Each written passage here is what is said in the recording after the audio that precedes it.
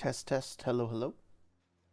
Hope everybody is doing well this evening. Welcome to another episode of Old Man Yells at Cloud.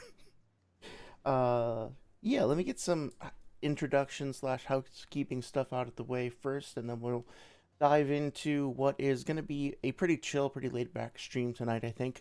Last week was obviously pretty intense, pretty in depth, and I think by comparison, it's going to be a little bit more low key this evening, so I hope that's cool with everybody. I see Ursa in chat. Hello, Ursa. Hope you're doing well. Hope you're having a great weekend. Thank you for stopping by as always. It's good to see you. Yeah, so let me just start by making a couple of acknowledgments regarding last week's stream. So, first of all, the stream that I did obviously was in response to Noodles versus Jay the Great. And I was reacting to video footage that was uploaded by another YouTuber named Serenity. Serenity was very friendly and cordial in terms of, engaging in the comments section and stuff like that. But also let me know that it seemed like they weren't particularly thrilled that I had used their video without asking them first. So I want to acknowledge that, like, on the one hand, fair use, I think, does allow for a precedent for React content in general. Like, I don't think it's inherently unethical or anything to react to somebody else's content as long as what you're providing is transformative. That being said, I think that, like, in terms of overall community etiquette and connection and just being friendly and stuff like that, it makes sense, right? So it makes sense to be like, hey, I'm going to be demonstrating, demoing, whatever, some essentially work that you've done for the benefit of my platform. So some form of acknowledgement of that is totally appropriate. Serenity was very polite in the way that they gave me feedback about that. And so they just were like, hey, can you please make sure to fucking ask me? They didn't say fucking, but can you make sure to ask me next time before you use my shit? Which is totally fair. So I actually did ask if I could react to the video they uploaded recently on Noodles versus Mortified. If you haven't heard about that, Noodles and Mortified recently had a Pain versus Kakazu debate, and they were very gracious and responded to me right away. They being Serenity, not the other two, and they were like, "Yeah, go right ahead. Just be sure to ask." So I really, despite the fact that I was very critical of aspects of their community, the Discord server, obviously last stream, and also, just was like, hey, I'm gonna go ahead and take this for my own reaction and whatever. And they voiced some objections to that, but they did so in a way that was like totally polite and chill. And then they were willing to continue to let me use their stuff as a source in the future.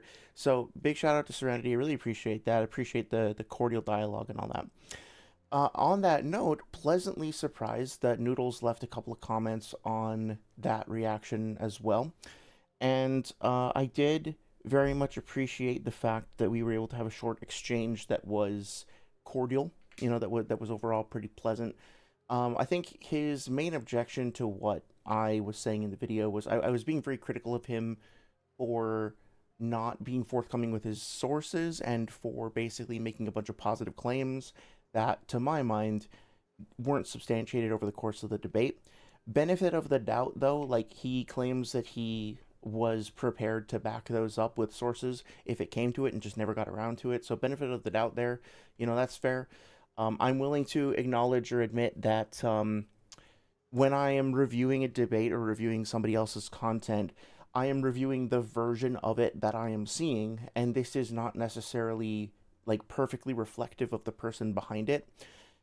So I'm always essentially addressing a persona rather than the person itself, and I think it's important to remember that like you can only extrapolate so much from any particular instance uh of like a small segment or snippet of somebody's life that you're reacting to. So I think that much is fair. I will say that doesn't really excuse the toxicity or like the manipulative argumentation that I might have called out separately. But it seems that Noodles is also aware of the toxicity, so that's good at least. And I appreciated that for a brief moment, in like the eye of the storm, so to speak, where you were able to like talk like adults for a second. That was cool. Um, in response, like I was listening back to the debate, and there were a few things that I said that I think I maybe pushed things a little too far. One in particular, which I did walk back on the stream, was I said something along the lines of like, I don't think Noodles is capable of changing or growing or something like that. And I did say on, or like when admitting when he's wrong, and I did say on the stream that I like walked that back and apologized for that. But listening back to that, it is pretty cringe. I mean, like, it has been my experience that with certain people in the community, I've seen repeated behaviors over the course of multiple years, and I haven't really seen that growth that I was hoping for. I keep seeing people engage in the same like abusive or manipulative behavior, and that's very discouraging. And so I think when you establish a track record for yourself, for your persona, or whatever else of being belligerent and manipulative and abusive or whatever else, that after a certain point, you have to have a little bit of self awareness to be like, okay, this is a pattern of behavior that I'm choosing to continue to engage in. What does that mean about me? What, like, why am I doing this? Have a little bit of curiosity towards yourself and be willing to examine that, I guess, and to be honest with yourself as well as others as to the nature and effect of that behavior. And this isn't like a pointed thing specifically in Noodles, right? It's like, um, I have definitely had time in like instances in the past, but before I really started streaming, where like shit would get to me and I would be toxic, especially when I was younger, you know. So it's an opportunity for self reflection. I think it's an opportunity for us to consider like you know the effects of outbursts. And in listening back to my stream last week, I did. There were times that I was like, yeah, yeah, I was totally cooking there. I totally got him. And then there's other times that I was like, wow, okay, I really sounded kind of pretentious. So I want to apologize for one thing in particular, which is I said that like, if you're in middle school and your prefrontal cortex hasn't developed yet, then you can get away with X, Y, or Z thing.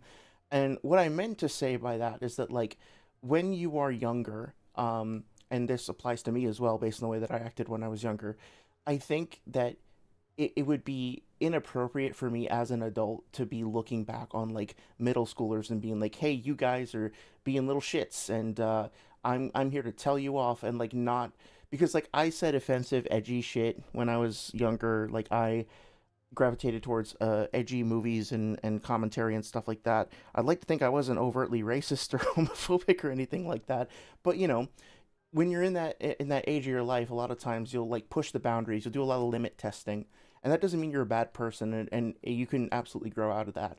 The prefrontal cortex thing I mentioned because, you know, up until into your 20s, the part of your brain that governs, well, if I understand this correctly, that governs like morality, moral decision making, considerations like that, a lot of interpersonal stuff is your prefrontal cortex, and I think that for a lot of us, we don't really develop a full sense of self, a full awareness of self, and a full awareness of like the implications of our actions until a little bit later on. So it was my attempt to be like, hey, you know what?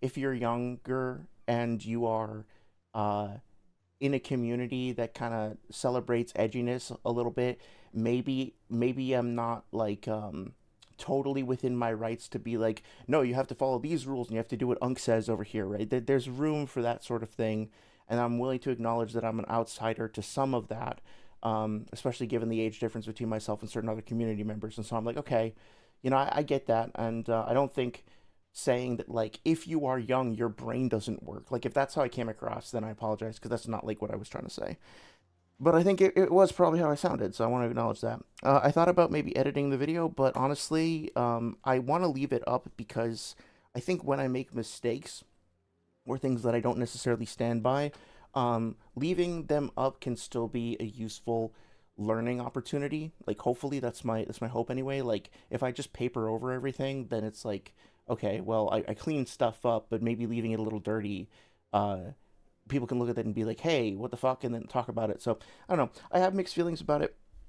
I do think it was very cathartic to kind of get some stuff off my chest, and I do still stand by like the other. I was actually talking to my partner about this, and the other thing though is that like I think there's a strong argument that there's a difference between being like, I have some queer friends, and in the past we have called each other the F slur as like a way of kind of like in the same way that you'll be like, yeah, get in the car, loser. Like you'll kind of like talk shit to your friends, and there's an argument that like playing around with terms like that in a safe environment can kind of help reclaim them and kind of help like water down the hostility of them, I guess. But on the other hand, I think there's an argument that continuing to use those words and like propagate them amongst communities can be very like a very double-edged sword, to say the very least. And I've seen people get hurt by them. I've seen people be driven away from communities, and I've seen those sorts of terms and behaviors trivialized and then normalized, and then it just like, you know, it gets hard to kind of call out genuine abuse when people are being playfully abusive all the time, because it's hard to that gets confused with just like calling people out for playing if your form of play is being like friendlily abusive, I guess. So there's some gray lines there. I personally, I still think that like, okay, have your fun and have your, do what you want within your own communities, but just be aware that like w- when you share content on the internet, you're the idea of having a totally closed community, if you're like broadcasting stuff live to an audience of hundreds, thousands, whatever, the idea of a closed community kind of erodes there, right? It kind of folds into something more public. And if you have an open Discord server and you're not curating your attendees, so to speak, you never know like what person might wander in there and be hurt by that, or be like discouraged out of the community. Like if you love Naruto as a series, you want to share that with other people, and you want that to be like them to better understand it, and I guess like love the series the way that you do, you should be aware that that you might be chasing people away from your community and chasing them away from the series, right? Because people will be like, well, I don't want to associate with the series if the fan base is like this. I've had that happen before, where I'm just like, my relationships with, or like communications with certain people within a certain fandom are just like so toxic that I'm like, every time I think of the series, now I think of the way that shit went down, and I can't enjoy it the same way anymore. So I don't know. It might be. I know I can be accused of making a mountain out of a molehill, but I think when we are in public spaces and we're having like making public facing, publicly accessible content, that we should be at least aware of the effect that that content can have on other people and be mindful of that. I understand that like it's not cool or hip to be overly sensitive or sentimental these days, but I would advocate for a little bit more of that in general, a little bit more empathy, a little bit more sincerity. I don't think that's too much to ask. That being said, Noodles was, kind. That's not the right word I'm looking for. He did offer for us to have like a non-debate conversation at some point. So, if he's down for that, I'd be down for that. Still open to having a conversation separately with Sage as well. But it looks like our schedules are all pretty busy, so I don't know when and if that's gonna happen. Um, at this point, I mean, like the overall the way that that conversation is going to go is basically just kind of like what we've talked about before. I'm going to be like, hey, please don't spread misinformation. And Sage is probably going to be like, I'm not. And I'm going to be like, yeah, but you are, though. And he's going to be like, yeah, you don't really understand. And I'm going to be like, you don't understand. So, like, I mean, like, I don't want to sound pessimistic about it or jaded about it. Like, hopefully it goes better than that. But, like, also, I feel like I've kind of gotten a lot of what I wanted to off my chest and into the sphere that people can access it. And I think like what I want to turn my energy to, instead of just like countlessly going over and over and over videos and debates and stuff like that over and over again, is just turn my efforts towards working on that data books video. Of course, this coming week I'm traveling again, and so when I get back, I'd like to have it done by the end of July at the very latest. I do have a script that is coming along nicely. Hopefully get some art commissions that are hopefully going to be ready in time for that as well. So, excited to put that out there. In the meantime, we'll keep talking, we'll keep chatting, keep hanging out. I'm open to suggestions for topics as well. I think that's pretty much it. I did listen to the first 45 minutes. Hi, cat, get out of the way, please. I did listen to the first 45 minutes or so of the Mortified and Noodles debate, and so far I don't really have much to say about it. I mean, like, you've kind of heard all of my objections to this sort of stuff in the past, um, where like Noodles is arguing based on like the Funo show and the other databook statements that the Biju are relative, and that the Akatsuki members are all scaling to the Biju and stuff like that, etc., etc. So, I mean, like, I'm impressed that those two people can maintain a healthy dialogue for as long as they have. Like I said, I'm 30 minutes or 45 minutes somewhere in between there in, and they're keeping it cool. So knowing that both of them are kind of known for being incendiary, I was expecting a real fucking fireworks show.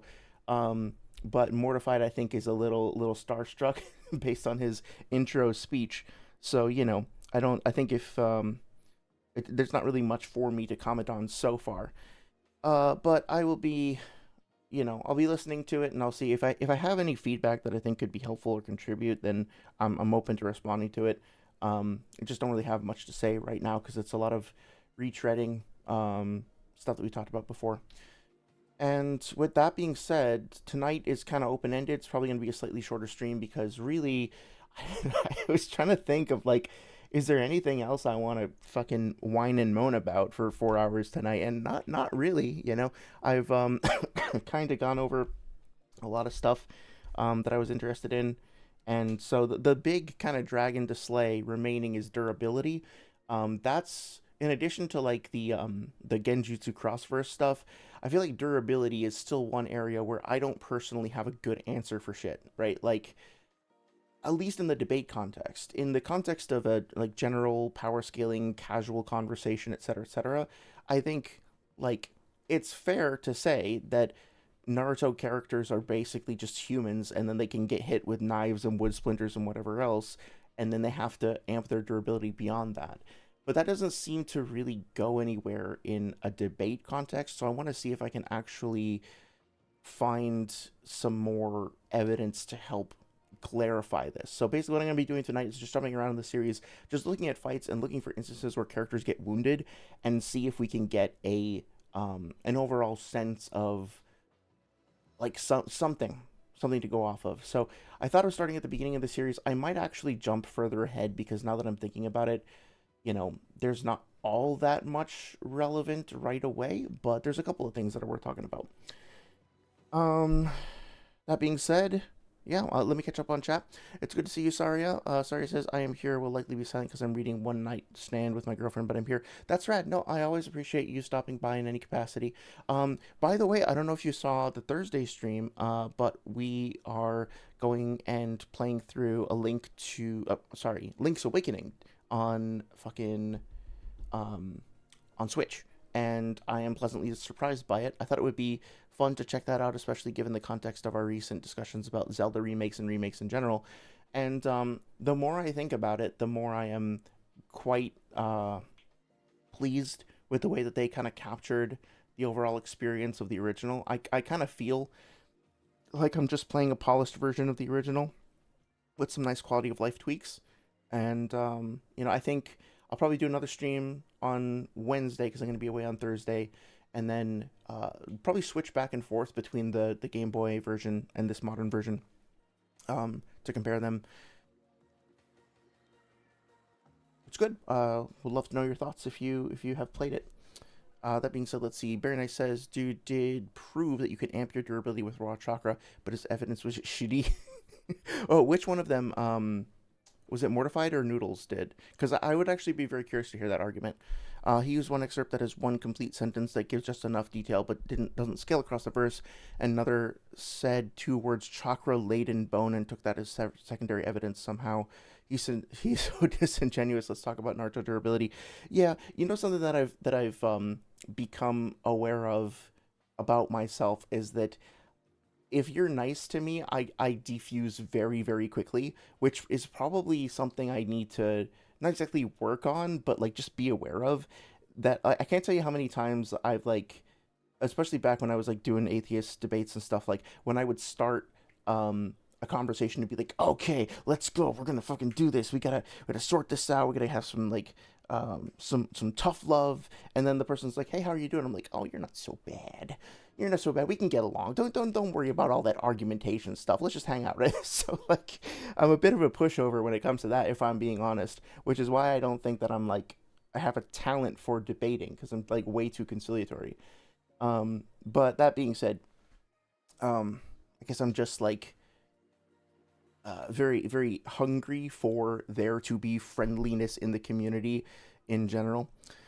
How about no says just off the dome, important stuff for the durability. Oh, yeah, first of all, hi, how about no? It's good to see you. Hope you're doing well.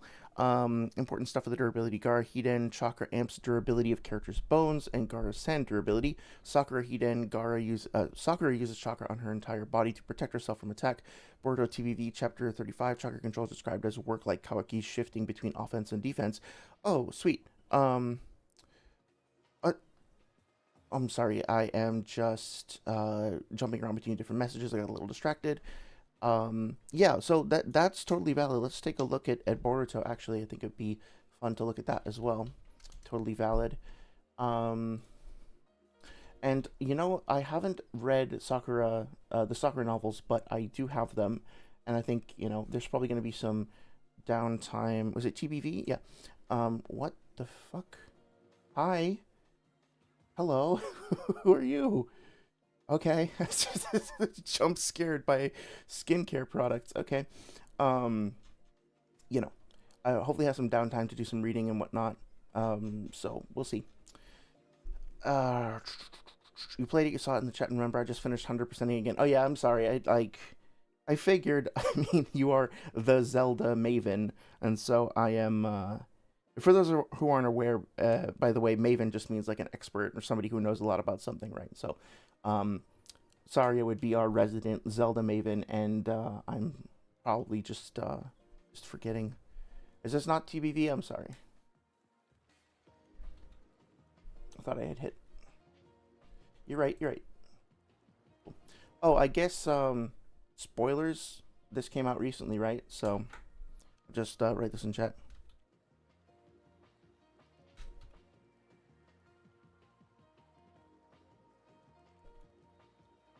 Okay, just in case anybody happens and don't want to spoil stuff. Um, let's see. Yeah, I'd just be curious, Saria, if you how you think it compares to the original in general. I don't think I saw you in chat on that particular stream, but I think you did mention that you were doing your 100% playthrough recently. I do remember that. So, she's very nice. Says Sage was the one I was talking about. How about now? Do you have more details about the chakra bone application? Who did it? How does it work? What's the direct contact surrounding the scene?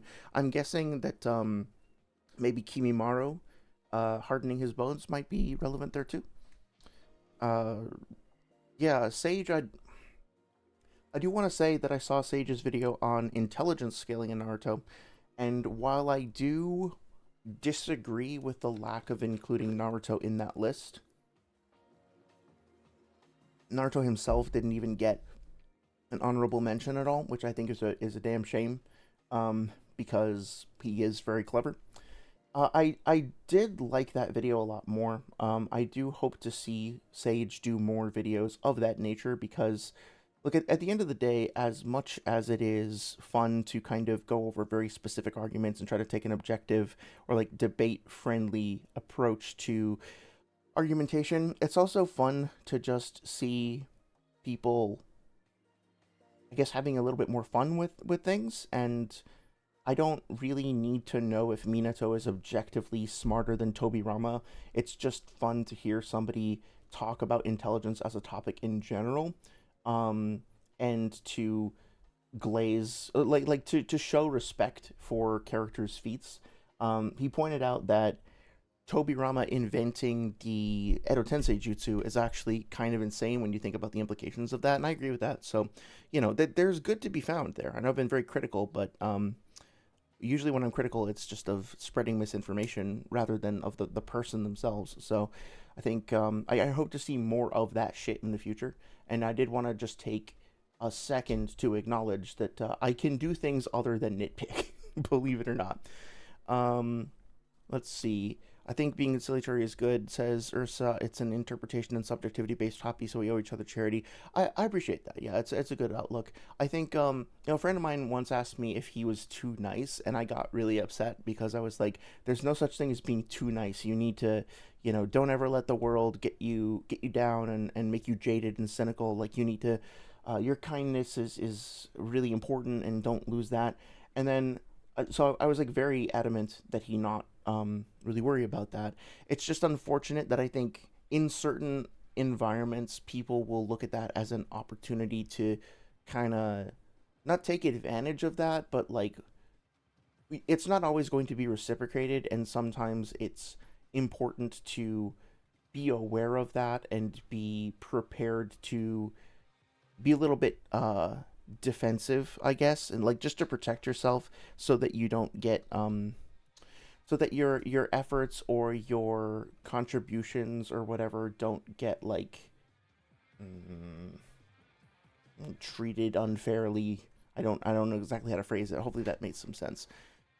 Let's see. I think how about No says TBV chapter 27 Boruto uses chakra to amp his sword's durability and Rock Lee uses chakra to block an attack in his debut fight, I think. Same scene Sasuke wrote his note his chakra's weird. Oh yeah, okay, let's take a look at that too. That makes sense. Let me pull that up actually before I forget. It's TBV you said? TBV chapter 27. Okay. Yep. Might look at that first because it comes like beforehand in the timeline or whatever. It's not Kimimaro. The scene is from Gara Hiden, page 57-ish. Character gets big Hoshiriken toss at his arm. His bone doesn't break because chakra, but his arm gets numb. Oh, interesting. Okay. Yeah, that's definitely very good to look at. Thank you for bringing that up. Let me put a note to myself to look at Gara Hiden, page 57. I might actually have it here. Yeah. I think it's okay for me to use this because I think this is the official translation. So, let me just see. I have the PDF here. And I do actually own a physical copy of it as well. So, you said page 57. Take a look. Hi, cat. Can you get off the screen, please? My cat is being very obnoxious today, but I love him very much. Even now, the enemy is focusing on threads and attacks. Just be sure. Wind attack. Temari through the shuriken. Temari swung her fan downwards, aiming at the shuriken sheath down. Like a shower of meteors, the shuriken, her war fan had struck her enclosed in wind, hitting the floor and springing back up. The ricocheting shuriken stormed back up through a blind spot in the man's shield, piercing his entire body. Blood spurted out of the man. He collapsed. Good grief. I'm shading dark. She's randomly gonna die. Somebody's arms are around her, supporting her exhausted body. Very expected face was an ally. Was it somewhere around here? Control F bone. Oh yeah, no worries. Oh, here we go. This is probably it, right? Chakra laden bone. Let's start from up here. He decided that his reinforcements weren't going to cut it, and the largest factor for his victory here was making sure he protected Hakuto. He'd sworn that he would. Doing anything that went back on his word wouldn't be his ninja way or anything worth mentioning. Actually, I'm not sure if I have the official English translation for this. I need to double check. Sorry, I'm distracting myself with second guessing myself now. But anyway, I'm pretty sure this has an official English translation, but this might be one of the few that doesn't. So let me double check that afterwards. Single shuriken ripped through the air and rushed towards Metoro. It was a whole shuriken, a kind of iron rod with no blades around it. Interesting. Its cutting abilities were less, but thanks to its weight, if it was a direct hit, it could even bring down a horse, okay? Metoro, who hadn't reached out to brush away the Hoshiriken with his hand, hadn't fully appreciated the weight of the weapon. It couldn't break the chakra-laden bone, but thanks to its heavy weight, the Hoshiriken did cause Metoro's arm to go slightly numb. It doesn't matter who threw the weapon, he believed it was an ally. Okay, yeah, this could definitely be useful to look into. I would want to know more about, like, he expended too much chakra on their current defense, was difficult to move. Yeah, there's no body of mass it can't break. Ninjutsu use is really overkill, really exaggerated to kill one person. Interesting. Yeah. Okay, so I'm gonna flame pierce through essential. I'm getting distracted because this actually looks pretty cool. I will be sure to look into this. I think I want to take a look for this because usually these are in fan translations. Yeah, this might be a fan translation after all. So sorry if I use somebody else's work. Translator's notes. Raijinkai literally means lightning god self, but the jutsu is frequently mentioned. So okay, hang on, there's probably other ones. Better shown than described. Let's see.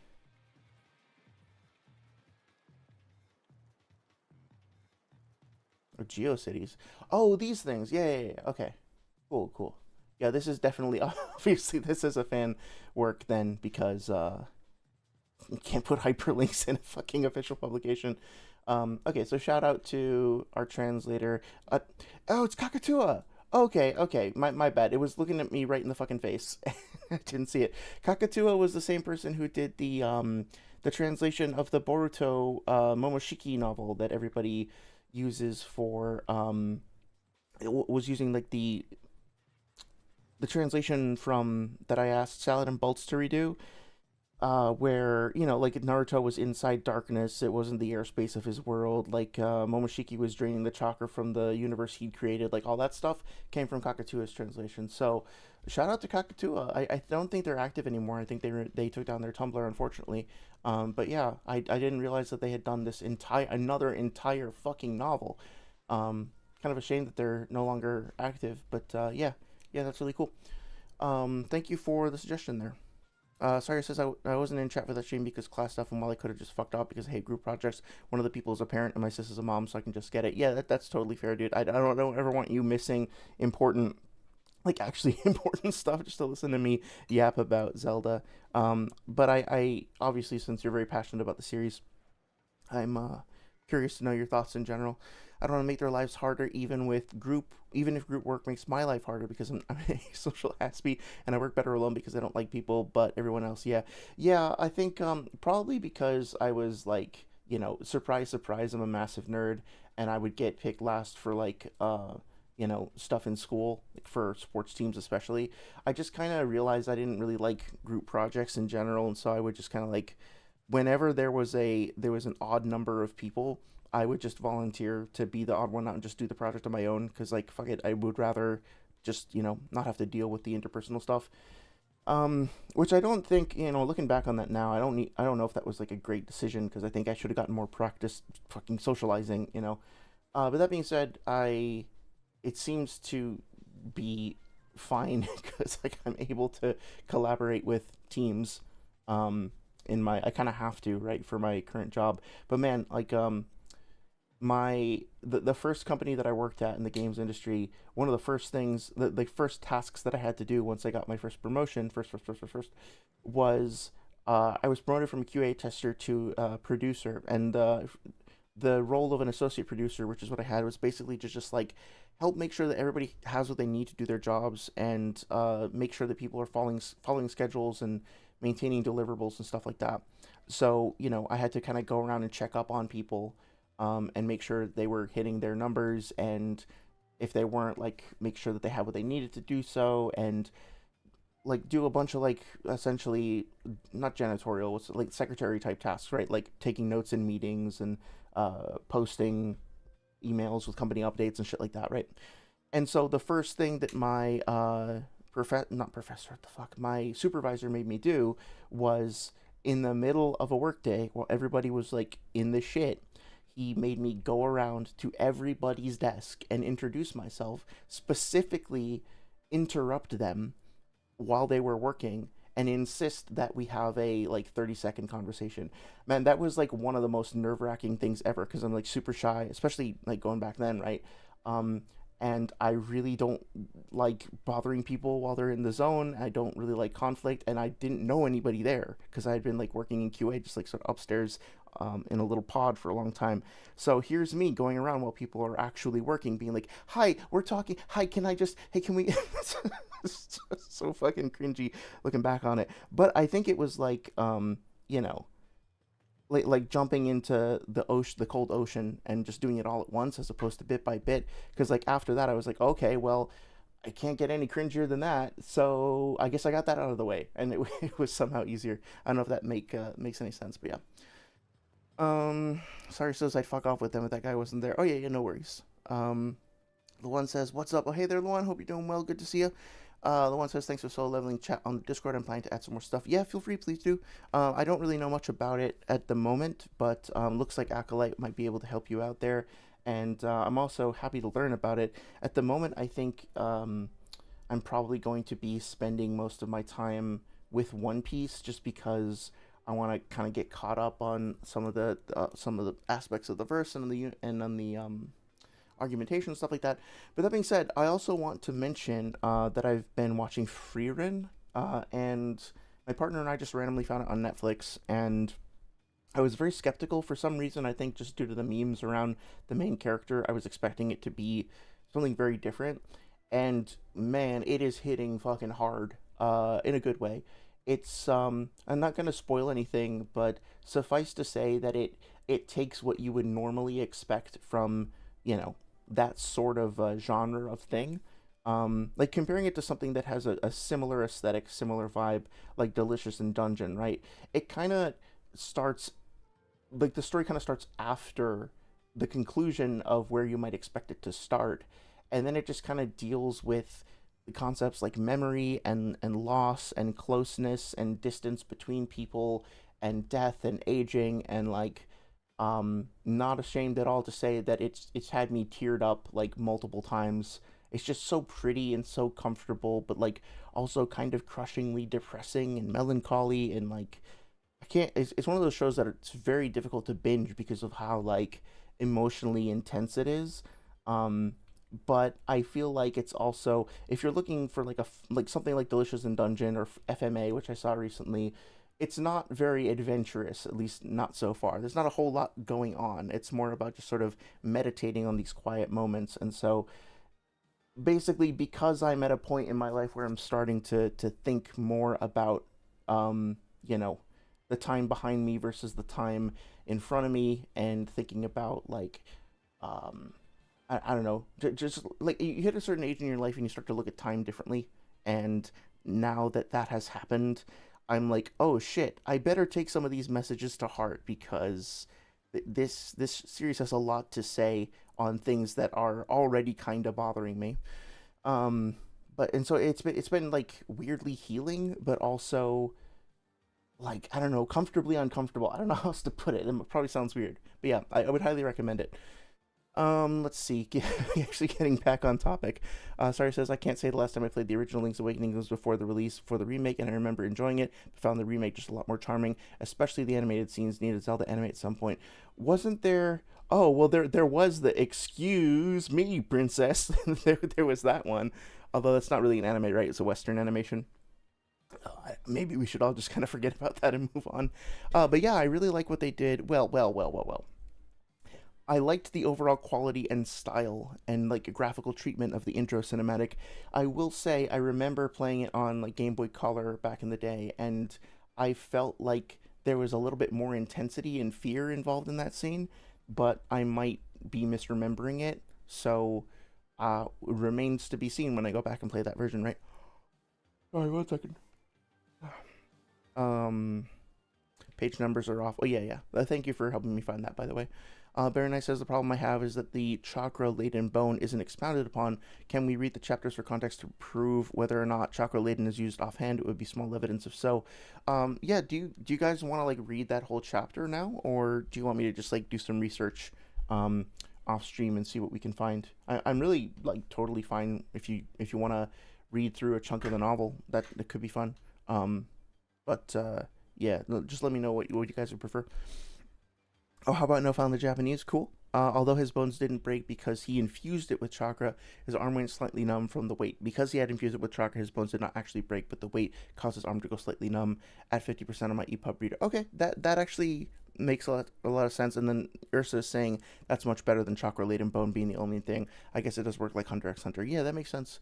I mean, like, again, this is one of those things where it's like it's hard for me personally, at least, to identify this with total clarity and be like, yeah, this is definitely the case. Here's a super strong argument for this or whatever.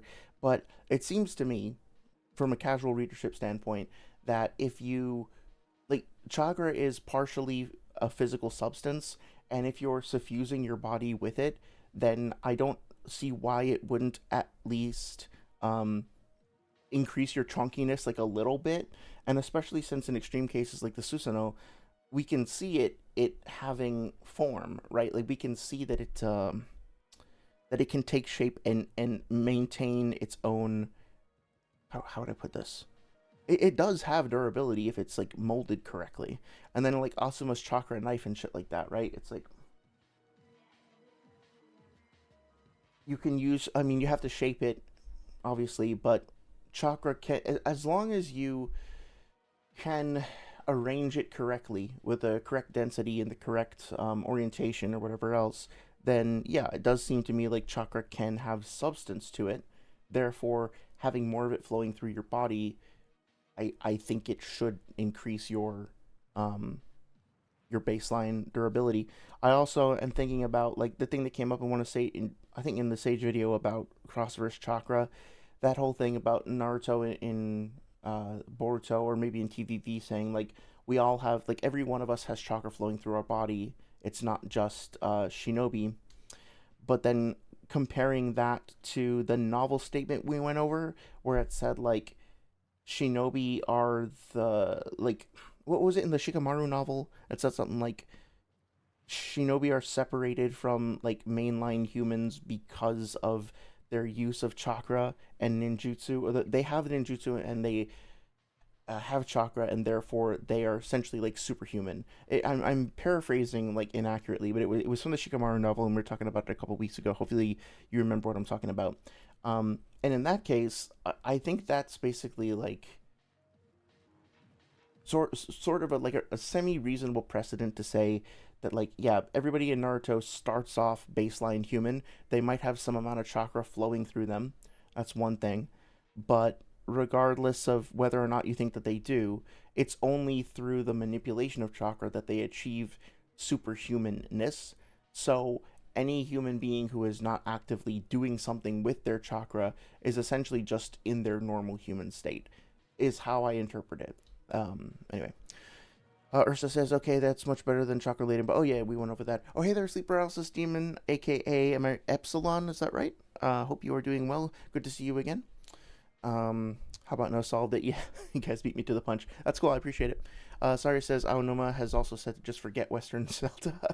The animation and CDI stuff in his own worlds, I don't think they fit in the franchise. In his own words. Are you saying that, hang on a second. You're saying that, you dare bring light into my lair, you must die is not canon? Are you saying that Link doing the duck walk is not canon? I don't know. I think that them's fighting words. Urza says, for me, this just goes back to the data book suggesting ninja techniques can amplify your toughness. The Shikamaru quote is basically just flowery language from the perspective of someone who doesn't understand the world around them. Yeah, that's probably fair. Um, I think this is the thing, too, going back to, like, Abstract's... so I did actually finally fucking watch Abstract's video on chakra... Or, sorry, I'm distracting myself yet again.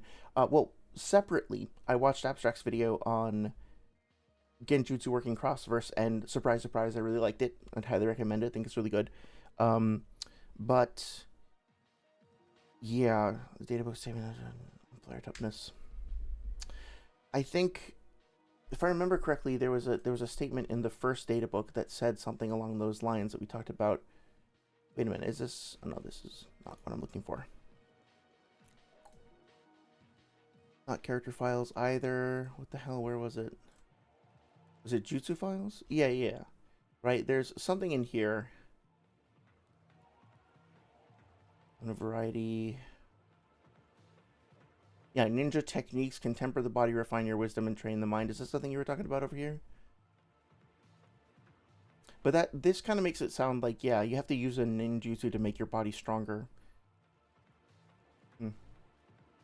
I guess this is pure speculation. This is just for fun. But I wonder if, like... So, okay. Total headcanon stuff. But you know how, like, in... So, it's a weird metaphor. But you know how, like, in Berserk, Guts spends so much time in, like, the interstice and killing monsters in the interstice that his weapon basically gets, like, soaked in curses and soaked in, like, their, like, evil bullshit energy. And so it essentially kind of becomes, like, it takes on that property.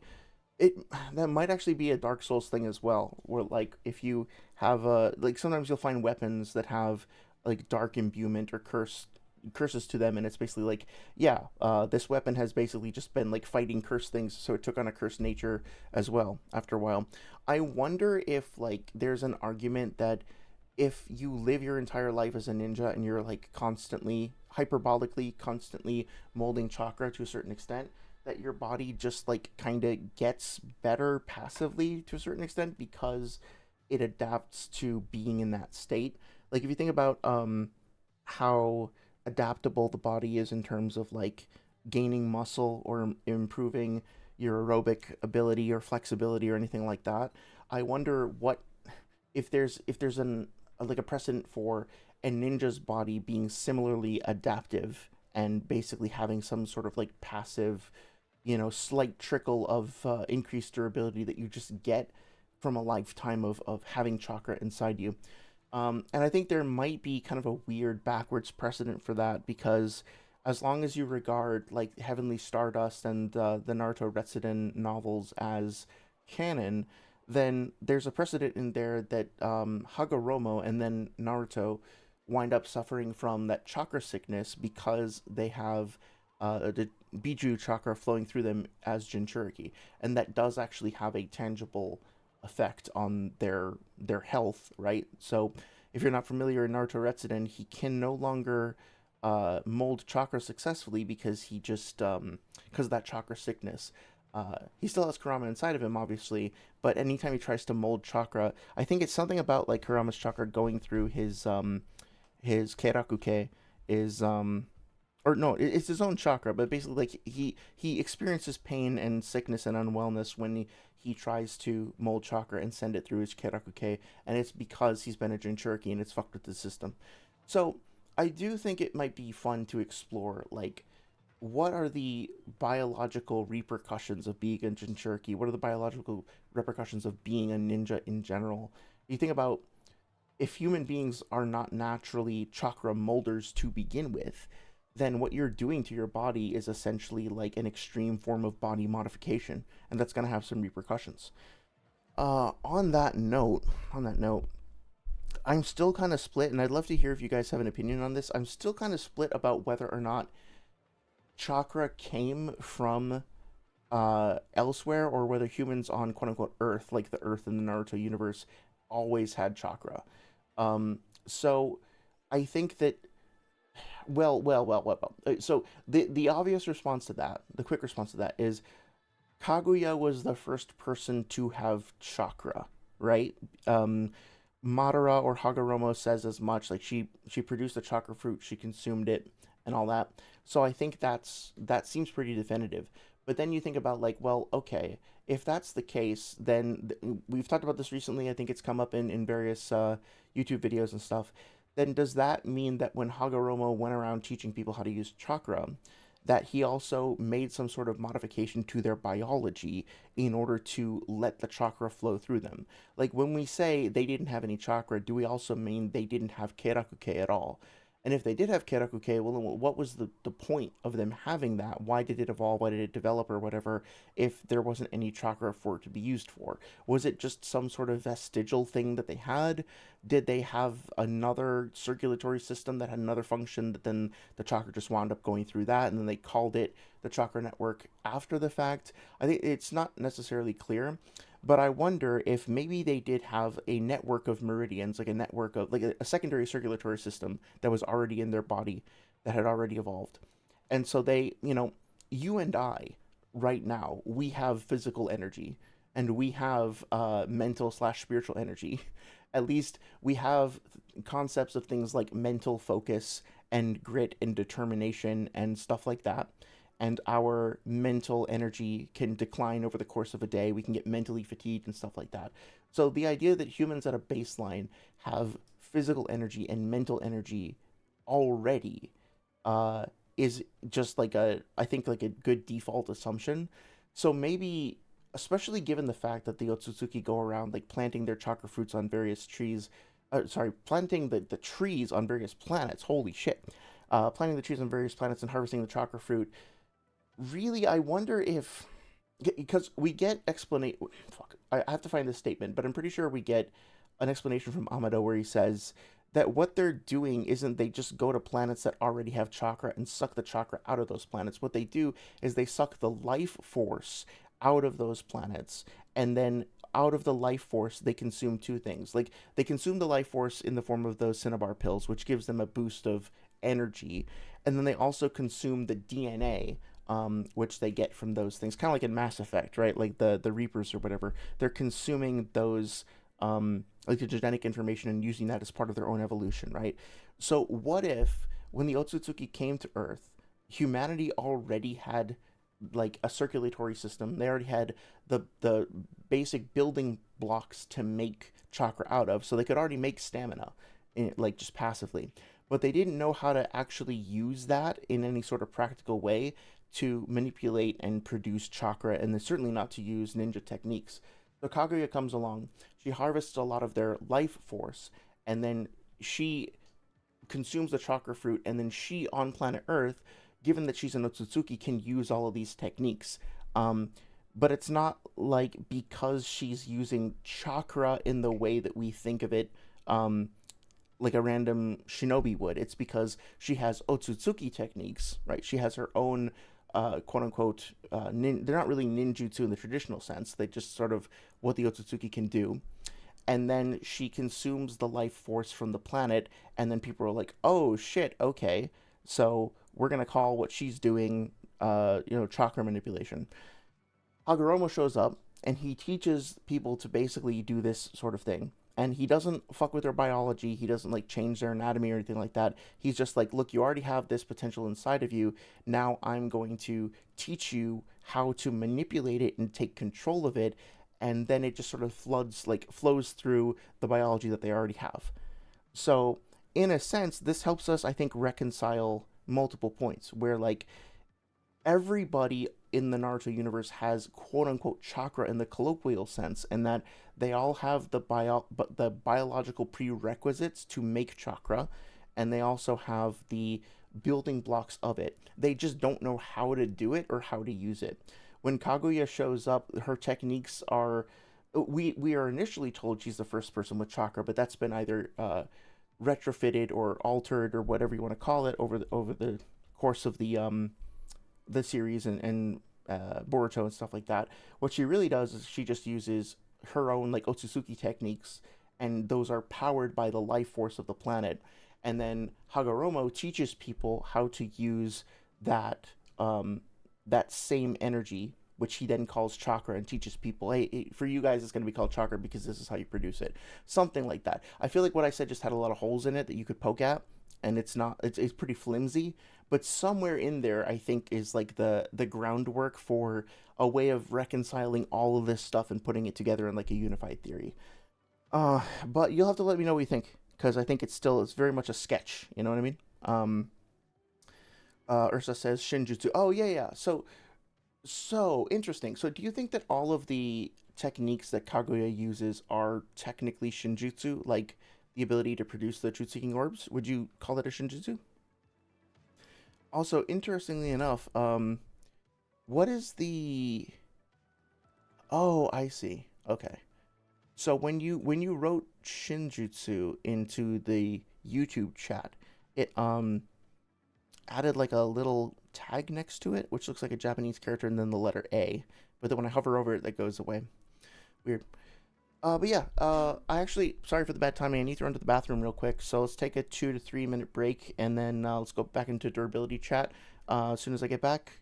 And let me know if you have any thoughts about that Otsutsuki stuff while I'm gone. BRB.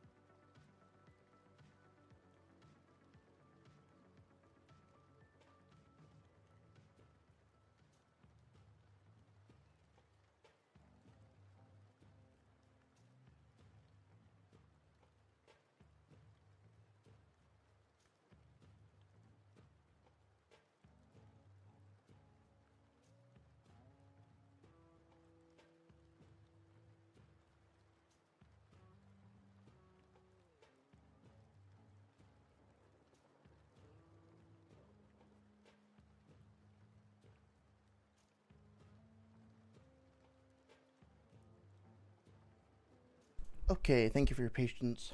Sorry about the brief departure there. Okay. Audio back on. Excellent. Okay. So let's see. Urza says, I would say Shinjutsu refers to the notion of divine jutsu that surpassed ninjutsu in terms of quality. Ninjutsu is said to be a mimicry of Shinjutsu, but all jutsu is based on creation of all things. That is to say, it's the application of yin-yang release at its highest level. So I think if that's the origin, ninjutsu creation of all things is Shinjutsu. Okay, yeah, I think that makes a lot of sense, actually. So I wonder if, do we think that Kaguya could diegetically, like, use creation of all things, even though she's not technically listed as a user of that? That being said, yeah, so let's take a look at how about no suggestions for the TBV feats. Feel free to let me know if I wind up skipping over something. Let's go. Okay, so said it was something about Kawaki?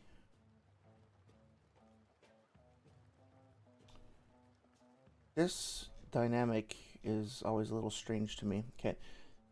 Almost no limit to what he can become. Mamoshi's splitting up. Okay, there's no splitting of chakra nor of power or physical strength. But he gets stupider. This is actually a really interesting take, like, design for this character. He gets, like, dumber and dumber the more copies he has. To become stupid enough to cut them down all at once, you must destroy both eyes. Ones who've lost their eyes won't be able to divide further. Okay.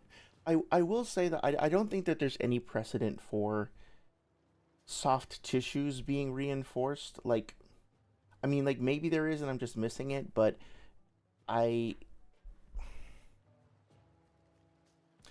find it hard to believe that even Madara, you know, if somebody comes at Madara with a kunai or a shuriken and, like, throws it at his fucking eyeball, I don't think, like, no matter how strong he is, I don't think he's just gonna stand there with his eye unblinking and, like, the kunai is gonna shatter on the surface of his eyeball.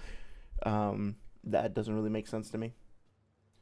Divided individuals can't help flocking together. Instinct, wondering, preemptively strike before he comes invading. The main reason for fighting Mikono is to prevent Jura from intervening. Okay. I do actually really like this. Like, this is probably one of my favorite aspects of the story, in that a lot of times in media, the villain is like, or in media like this, I should say, the villain is very aloof and remote and distant, and then just, like, you know, you encounter him as, like, the final boss who's been waiting for you the whole time. And I do kind of like that, because it creates these special moments where, like, when Naruto is actually acknowledged by members of the Akatsuki, as an example, it's genuinely... Hang on one second. I think there's something wrong with chat. Let me check this thing real quick. Sending a test message. Yeah. So your guys' chat doesn't seem to be showing up for whatever reason on stream. So let me fix that. I'm sorry for the delay here. One second. We'll get it fixed. Hopefully. Okay, so restarting streamer bot. Or not? Alright, let's see.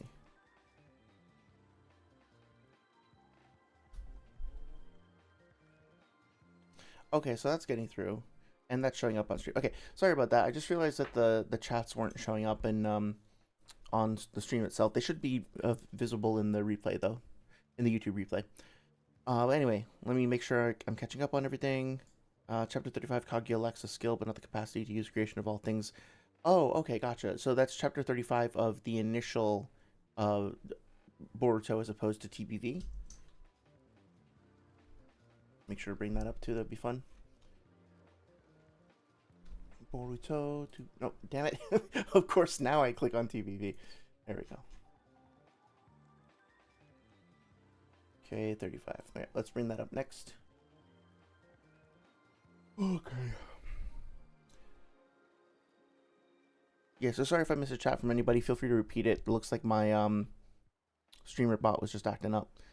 Let's see. Sleep paralysis demon says Madara's aura obliterates the kunai. Actually, oh, okay, interesting. So you think that like as long as if he's molding chakra that he has enough. Well, actually, that's probably a good point, right? Because Naruto was capable of like blowing away. Like I feel like I have a memory of this scene. Yeah, yeah. Like when Haku fights him, Naruto manages to blow away the kuna, not the kuna, the senbon that Haku throws at him just with like a blast of his chakra, right? And then he also exerts pressure with his chakra in three tails mode going into four tails mode when he's fighting Orochimaru. So I think he's clearly capable of like I think that's good evidence for, chakra being able to be like presented and manifested in a way that does exert a physical pressure. And if that's the case, then I don't see why especially dense concentrations of that same energy couldn't just uh also apply like a passive durability buff. Again, I don't think it's like that I have proof of it, but that intuitively makes sense to me. It seems to fit. Um yeah, so that's a good point. Epsilon. Cat out of the way. Okay. Let's see. But I think that like if it gets through the oh, you meant his like aura, like his aura farming aura. Okay. I gotcha, yeah. But I think, yeah, no, I think like his chakra aura, if you want to describe it that way. The thing is that this doesn't really come up that much in the series itself, but like the the novels really really like using the phrase suppressed his aura. Like there's so many scenes where characters are sneaking around or don't want to be detected, and there are the phrase like Kakashi or Sasuke suppressed his aura to avoid detection keeps coming up, which makes me think that maybe that's just kind of a creative way of saying they tried to do a stealth real good, but I think there's something more to it than that. I think that they actually have to. It's kind of like hiding power levels in Dragon Ball is the way that it seems to be being presented. Like if you think about Krillin and Gohan sneaking around on Namek, and they like deliberately choose to essentially turn their powers off. I think that that is what's happening in the novels as well. And if that's the case, that seems to imply that there is like a passive something within a character that can be detected. I don't know if that means that they always have chakra flowing through them at all times that's molded and ready to go, but it does mean that there's something there, something that's active within them that can then be detected that they have to actively work to suppress, right? Um, how about no says then wouldn't literally every hit just completely explode everyone's skin off? Like even the stuff random getting or surviving without getting blood even drawn. My ass is not getting tossed into concrete hard enough to crater without getting turned into fine paste. That's a good point. That's a good point. I mean, like one of the craziest feats. I think I don't know if I'll be able to find it, but you guys remember in part one of the Forest of Death when Naruto the fuck is with these ads? I really need an ad blocker. Um, when Naruto blocks that giant snake from Orochimaru, and he just yeah, I think it's around here actually. Might have gotten lucky. I guess it came before this, maybe. It's somewhere around here. But like this, yeah, the snake shows up and Naruto just gets in front of it, and you have to think about like if this thing has the force behind it that is in any way proportional to uh, a real life like anaconda or something, just magnified, then this is kind of crazy, right? This is a little kid, a 12-year-old kid. If he has regular human anatomy and regular human base durability, that he'd be fucking dead, right? Like this alone would be, even if it's just like a little tap, should be shattering bones, and this should break his spine in all likelihood. I mean, like, look at that, right? But what it kind of does do a lot of damage to him, right? It does enough damage to him that he's coughing off blood. So I wonder, but then he immediately turns around and does this, right? So, but it's we see him with the red eyes and the Kurama whiskers and everything. So maybe that's Kurama healing him and then helping him out there, right? But then again, when he does this punch, right, it's not like his hand shatters like like guy when he's using the gates or anything like that. So you know, it is a weird thing that he gets his back slammed up against a tree so hard that he winds up coughing up blood and like choking on it, and then he immediately turns around and does this. So I guess like one way to look at this is, given that um well, yeah, okay. So I think this is kind of moving us closer in the direction of chakra amping durability, right? Because his baseline durability is not not sufficient to avoid like taking egregious damage when getting slammed up against a fucking tree, but then he's able to recover from that and keep going, and that feat is correlated directly with him being in Kurama mode. So I think it's a combination of, well, it's not Kurama mode. Sorry, I don't know what the proper term for this Kurama partial amp sort of KN -1. Like I don't fucking know what you would call this. Um, but I think it's probably the influence of Kurama that's helping him out here, right? If Sasuke or um, Sakura were in this same position, they would probably just be down for the count, I would say. So that, yeah, I think so. Oh, KN0, yeah, okay, thank you for that. I couldn't remember if KN0 was just like specifically when he has like the bubbling cloak around him, like when he's fighting Haku. Um, Very nice says, I think in Naruto characters temper their bodies on the fly, but they're really bad at it compared to other verses, and it's worse because not everyone has the chakra control to reinforce their body. I think the mechanism of amplification is that they saturate their body in chakra, and that provides a boost to bodily toughness by soaking the body in an energy designed to vitalize it. The gates. Um, I'll wait for the remainder of that comment. Looks like you might have some more to say. Was just seeing the anime different? I don't remember Naruto being under the influence of Kurama. Um, let's see. You might be right about that. I have to be careful with the on-stream fucking anime clips because I've gotten copyright struck for that before. But let me see if I can find it. Naruto Orochimaru Snake Forest. Let's see. Oh, sorry, that's probably really, really loud. Yeah. So let me bring it down here. Okay. So there's this kind of a goofy animation. Let's see. Okay.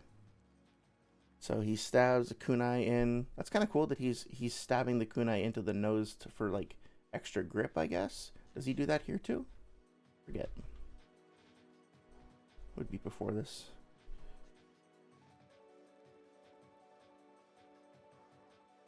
I think he's just like holding up his arms. I don't think he's actively plunged his daggers into it. Oh no, he does. He does. He does. They're right there. I totally missed that. The kunai are like actually embedded in his nose. Well, that's another potential thing. Is like this massive fucking snake should have chakra, right? Given that it's a summon, this massive fucking snake is still able to be punctured by these tiny little kunai knives. So that might also give us a clue as to something about durability. But yeah, let's go back to the anime scene.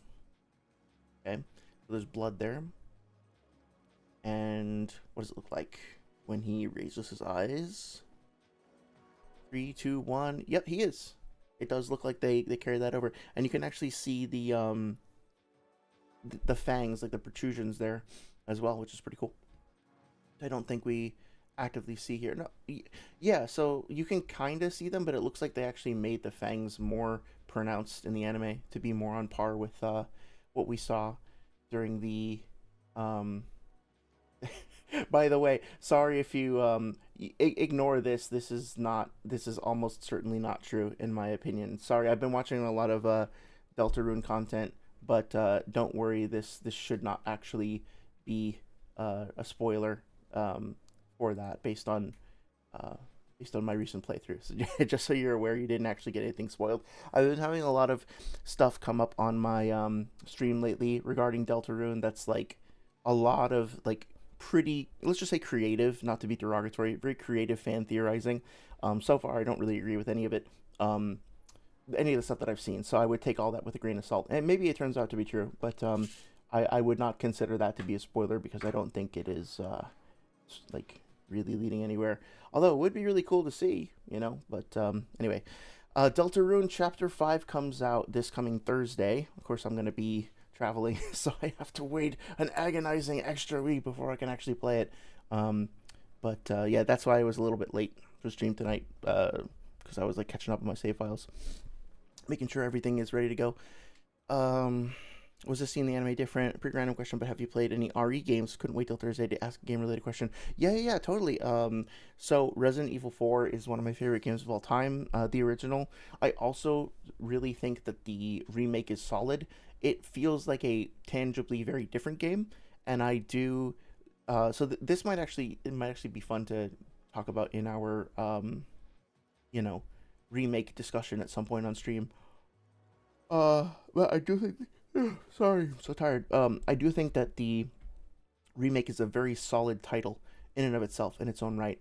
Um, but the original holds a very very special place in my heart.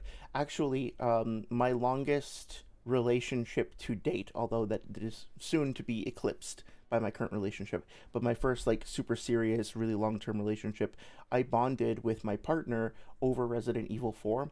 We rented the game like sort of on a whim and played it together for Wii, and she was just like way better at it than I was, and like got into essentially doing like hardcore mode speed runs or whatnot, or professional mode, whatever you call it. Um, and she was really really good at it. And then we like went together to a Halloween party where we were both dressed up as characters. She was Ada and I was just like a Ganado. I couldn't really afford like a full on costume. Um, so we went to fucking Goodwill and I got like just a random assortment of clothing that matched the Ganado aesthetic because that's what I could afford at the time. And then I had like a rusty axe that was just like in my tool shed or whatever, in my uncle's tool shed, and I just took it. So we just went, and it was cool. So this is like, yeah, that has a very special place in my heart. I've played most of the games. Not a huge fan uh, of nine, but mostly because I think I don't even know if we need to like get too deep into that. I think it's solid. It's just like not really for me. But I do like this series a lot. Silent Hill has always been my favorite like survival horror franchise.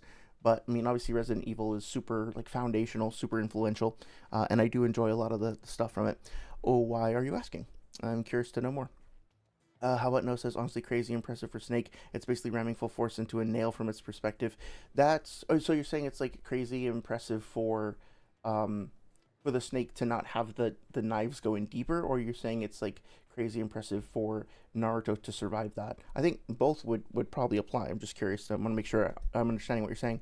The gates seem to flood the body with chakra and vitalizes it in the same way that the body flicker does. I think that makes sense. Yeah, seems legit. Yeah, yeah.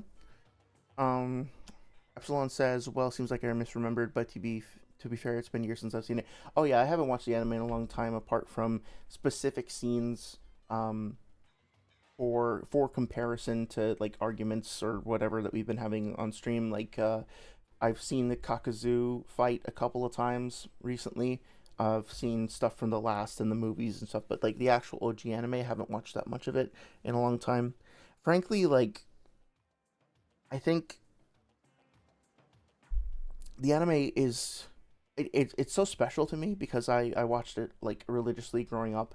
Um, I still remember like waiting, uh, being so excited when individual episodes would come out. And at the time, like I was in Italy when some of the content was coming out, as I was like getting into it. I kind of jumped on the bandwagon a little bit late. I wasn't there like day one or whatever, but you know, I got caught up pretty quickly, and then when the new episodes would come out, I didn't have access to any sort of like anime streaming services, obviously, or even really the ability to like buy DVDs.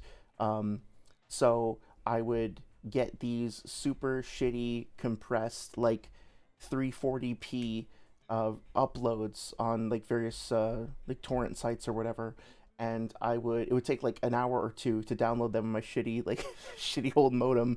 But I would just be like there, like in front of my computer, watching that little progress bar trigger, being like, "Oh my god, I can't wait to see the new episode." And yeah, there's so many special moments that really resonated with me through that series. But going back, you know, maybe this is just like embarrassment of riches or whatever, but going back and looking at some of the old animation, a lot of the series is basically just like a motion comic. Like, I don't mean for this to be derogatory, but go and watch like an episode or two of Way of the House Husband, which is basically a motion comic. It's on Netflix. It's super, super funny. I'd highly recommend it. If you're not familiar with it, the premise is basically there's a Yakuza member, ex Yakuza member who's retired, and he basically is a house husband. He takes care of the house, but like his personality from his Yakuza days is still very strong, and so it's like I think it I was expecting it to be a little bit deeper than maybe it is. It's more of a comedy than anything else, but it is really really funny to see him like adjusting to domestic life. But anyway, really surprised and taken aback by that show at first because it's not like through animated like something like JJK is. It's basically just like a series of stills, like a it's like a motion comic, right? Like they'll have a still like this where the background is static, and maybe they will have Jura like not animate with a full, I don't know, 6, 8, 10 frames into a stand up position. They will just like cut to him standing up and then maybe like tween him like a little bit off to the side or something like that. So tween meaning like interpolate, or that's not helping. Just like sort of animate the still of him a little bit. If you've seen Inferno Cop, that's another good example of that sort of style of animation, right? It's like almost like cardboard cutout puppets. And if you go back, I don't mean this to be derogatory or anything, but if you go back and watch a lot of Naruto, there are a lot of scenes where the characters are just fucking standing still doing nothing. Like there is nothing happening on screen, um, and just dramatic music is playing, and then it'll slowly pan around the scene, and eventually a character will like twitch. That's pretty much it. The Raikage versus Minato is a great example of that. And so yeah, I'm more of a fan of the manga. Holy shit, I'm so tired. Sorry guys. Um, Let me catch up a little bit. Epsilon says, I'm about to play RE4 in a few days with a friend of mine at their house. The remake, though, that's cool. I think you'll have a great time with it. It is a really, really solid game. It's not as like campy and jokey as the original. I mean, like Leon has like one-liners. Like, don't get me wrong. Like, there's plenty of humor in it, but there was something that felt like it was very like B horror movie inspired the first game, and there's some, I won't spoil anything, but there's some set pieces that I think were cut out of the remake because they were like too silly or over the top, and I really miss that. Um, Even though I'm not a huge Devil May Cry fan, like I appreciate the fact that DMC5 gave us that scene of Dante doing the Michael Jackson like dance routine and shit, because I think we're almost like in an era where mainstream games don't really go in for the zany, wacky, random humor the way that they used to. Um, this is just my experience based on the games that I've played, but like you're not gonna find a whole lot of that in the AAA space anymore. It's usually like quirky indie games or whatever, which kind of sucks. I kind of miss that. Um, Good example. Compare Ratchet and Clank, the remake to the original. It's like they're the same game, but also they're completely different games. If you know what I mean. Um, how about this? I went and checked chapter 665. Chakra was meant to be a linking power, something that would connect the mental energies between people. Yet, time after time, people use chakra not to connect with others, but to link the mental and physical energy within themselves. A way to amplify and greatly increase the volume of one's chakra and convert it into ninjutsu. Can check the raw is awesome. Yeah, let me check that out as well. While we're on the subject, right? Be good to check this out. I think I know the scene that you're referring to, I believe, but it's still good to review it in detail. I appreciate you recommending it. Um, Sorry, was it 665, right? 65. What's wrong with me? Uh,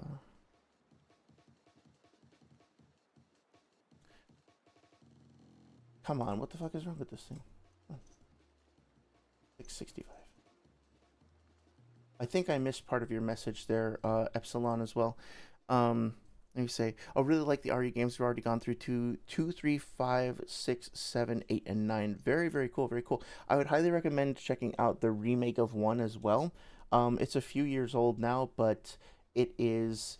I think I forget exactly how they made it, but I'm pretty sure they basically like used renders of like very high quality renders of static backgrounds, and then they have your character essentially moving through like invisible geometry that is superimposed over those really high quality backgrounds. So it holds up really, really well. It's got to be like 10 or 15 years old or something like that, right? Maybe less, but it's pretty old. But it's still like, I played it a few years ago on PS4 and it was like great. It was like really, really beautiful. Played really nicely. It doesn't have, it's got like the fixed camera angles, and I think it's got tank controls, right? So it's not quite as modern, and it takes a little bit of getting used to. But if you've played three, which I think you said you did, you played two and three, then like yeah, you should probably be familiar with it. Um, Although the remakes don't, the remakes use a different control scheme. Anyway, I think it's worth checking out. Um, RE0 is also pretty good. I never got through it. I didn't really like the certain parts of it, but I think it uses that same technique of superimposing like real imagery over geometry, which is cool. Let's see. Oh man, seeing the OG manga really hurts. The art quality was so good compared to later down the line. Yeah, yeah, yeah. I mean, like those early chapters, especially like all the way up through towards the end of the series, towards the end of the first part, even into the start of Shippuden, were really really good. And then I think Kishimoto just hit a wall in terms of the amount of work that he had, the the schedule, the deadlines, just all the pressure on him, and you can definitely tell there's some stuff. It feels like there's sketches, that they're barely like. That's part of the reason why I hate the Kinkaku and Ginkaku fights, like fight arc and whatever. Not because I despise those characters. I don't actually really hate them or anything like that, but it's just that's part of the series where I think the art suffers the most, and also I'd rather be with characters that I already know, and also I don't know how you guys feel about this, but like the first time I read through that whole sequence, um, I was like, I feel like these abilities that they have are just breaking the verse. Now, thinking more about stuff you know, like Shinjutsu and whatnot, I guess my opinions have changed, but the fucking abilities are so esoteric. Like somehow this ninja tool knows what the word that you said the most in your life is, and will seal your soul or whatever based on that. It's just like I think technically under the hood it still follows the chakra rules and the world building and everything else, but it's like it's really pushing it, right? It's really pushing it towards magic at that point. And I think it's like that's not necessarily a flaw, because I would wager, I would guess that those ninja tools are based on things out of like Shintoism or Buddhism or something like that, right? It's probably more of a cultural thing that'll make more sense to a non-Western audience. So me nitpicking it and not getting it is just proof that I don't like understand that part of the culture. But from a purely like power scaling, world building standpoint, like a mechanical standpoint, I really didn't like that. I really felt like, this is about as far away from the mechanics of like Kakashi versus Zabuza as we could possibly be getting. Um, and it just feels like way too esoteric for me.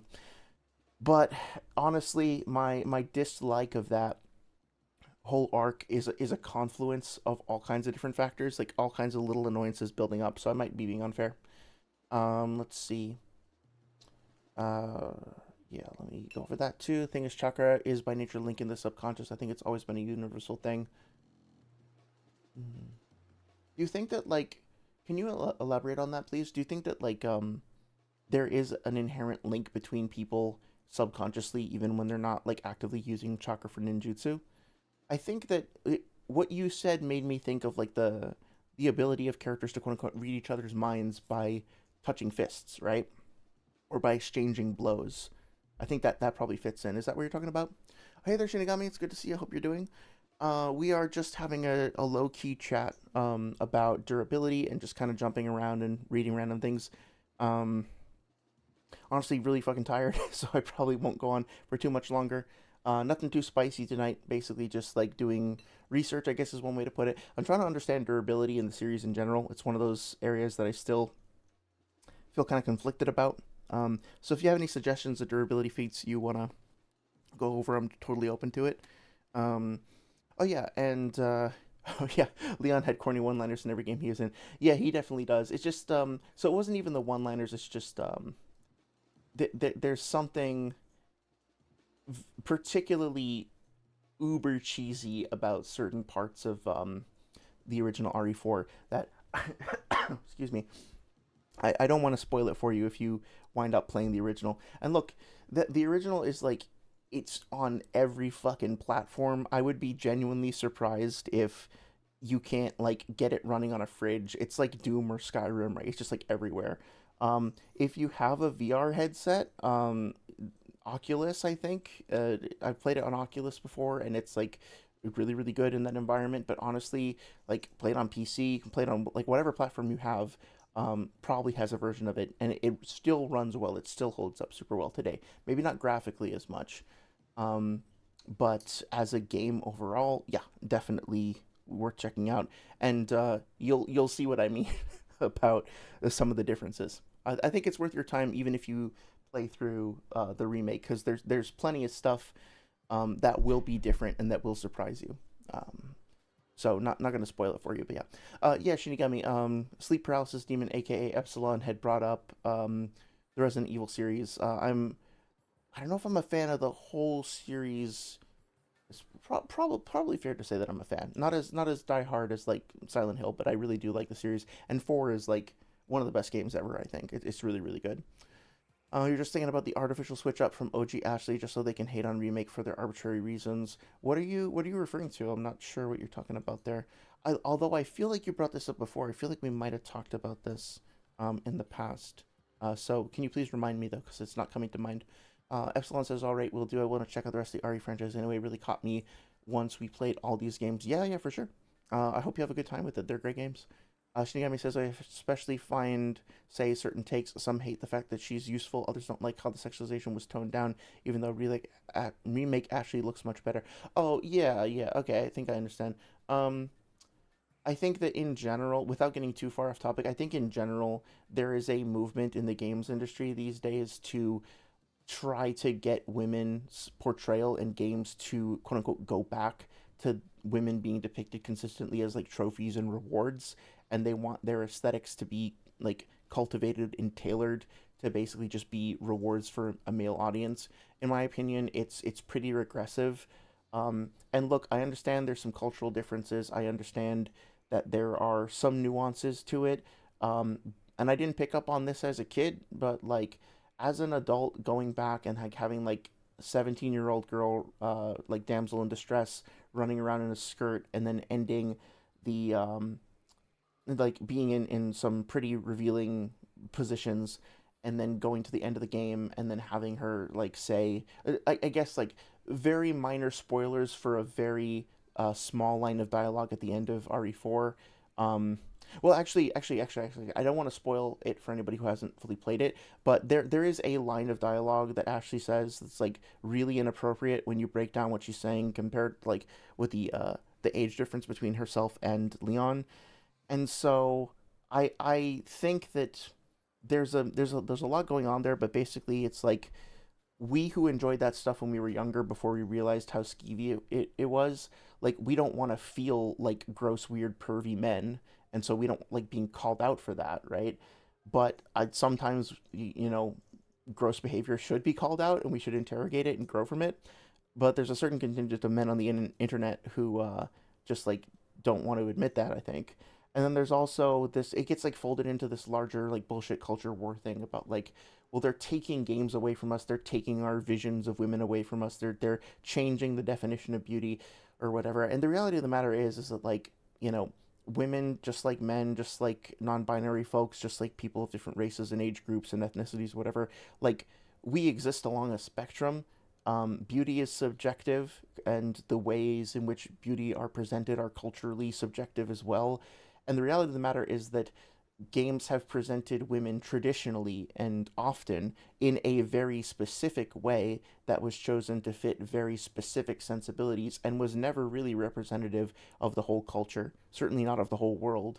And now we are starting to mature and branch out and do a better job of representing more things. And there's a group of people who are just like, I liked that though, and I want you to just keep making stuff for me specifically, and I don't really care how it affects anybody else. Um, and Grums, aka I think that's his name, right? Mark Kern is a perfect example of that.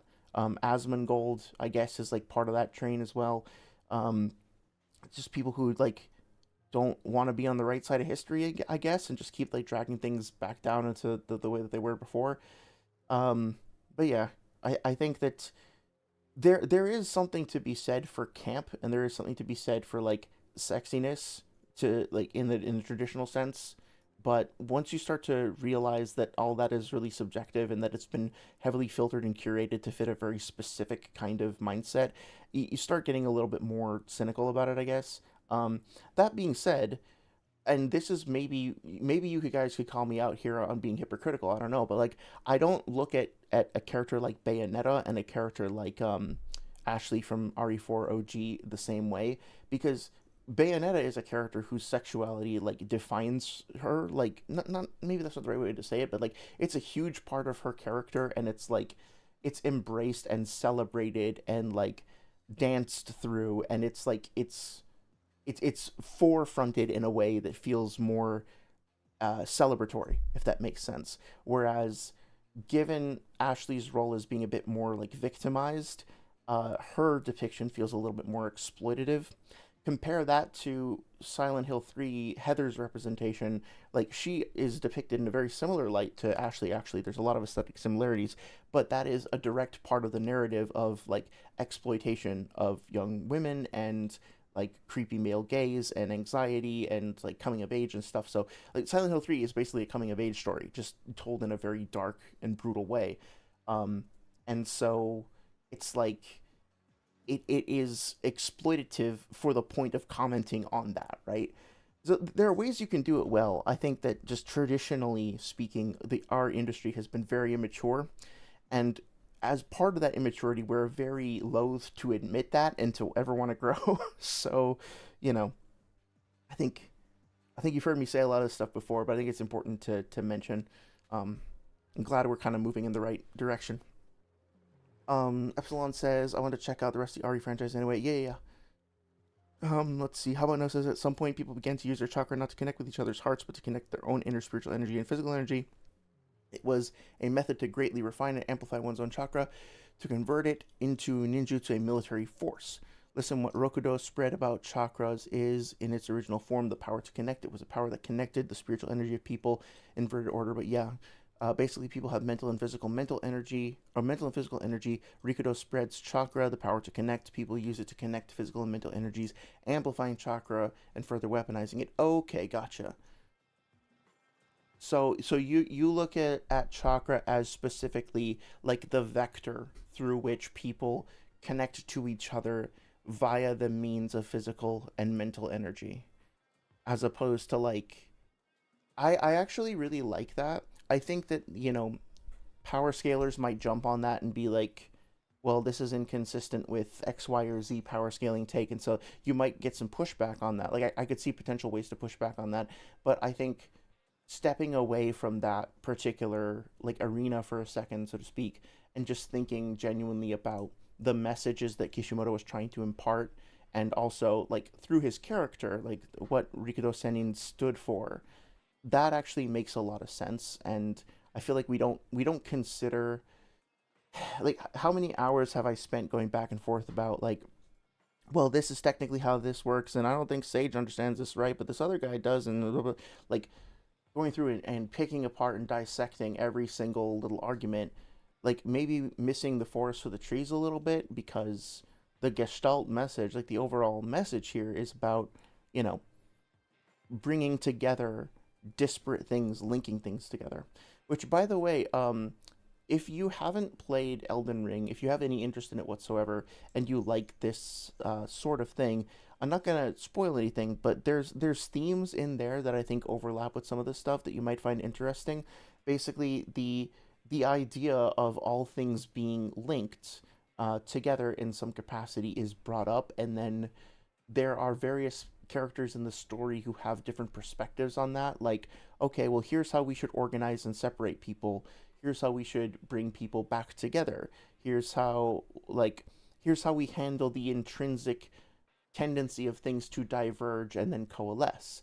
Um, and again, like I want to be very cautious, like mindful of potential spoilers, but like the the notion of like Naruto like meeting the Sage of Six Paths and then meeting Kaguya and like understanding the fabric of the world and what makes his society work and where the origin of conflict and the energies underlying it come from. This is a thing that I think resonates as well within Elden Ring. It's not the same, but they cover like very similar philosophical implications, if that makes sense. So, consider checking it out if you haven't already. I think you'd probably be interested in that. Shinigami as well. Um, you know, I think that the notion of there's some intelligent characters, and the way that intelligence is portrayed versus wisdom is something that is kind of interesting. By the way, I think I mentioned this in Discord. I think I replied to you, but I did watch Sage's video on who the smartest characters in Naruto are, and I liked it overall. I was disappointed not to see Naruto on the list.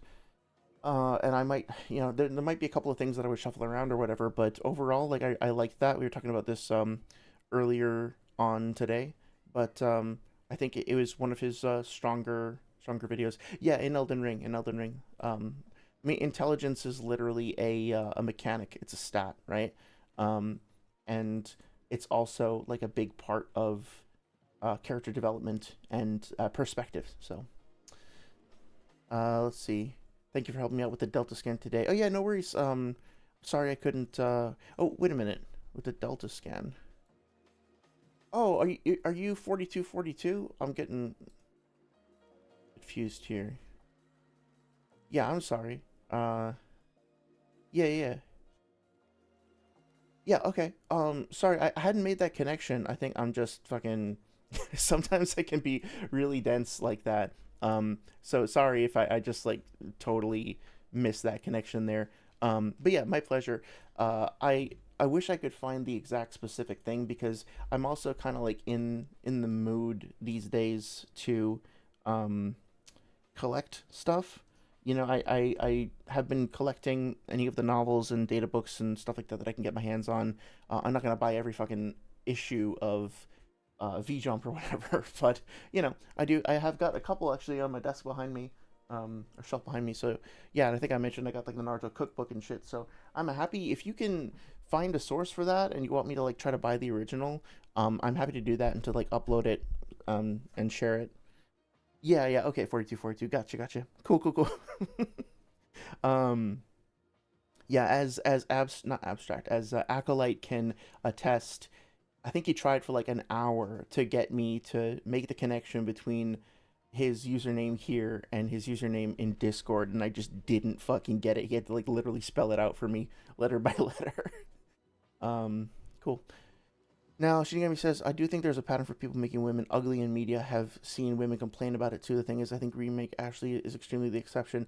Yeah, so I would challenge that and say that so like if you compare Ciri's depiction in The Witcher 3 to The Witcher 4, I've heard some people say that she's like uglier or that she's like more manly in Witcher 4. And to me, this just kind of reveals like for people making that criticism, I think it reveals what their aesthetic preference is. And I think that in general, male audiences tend to prefer a more, let's just say, youthful and cherubic looking woman who is usually thinner and more petite and looks more youthful, I guess. Um, but that is not the only kind of woman there is, and that's also not the only kind of beauty there is. It's a specific kind of beauty, and I celebrate that and I appreciate that and I can enjoy that too, but it's not the only kind.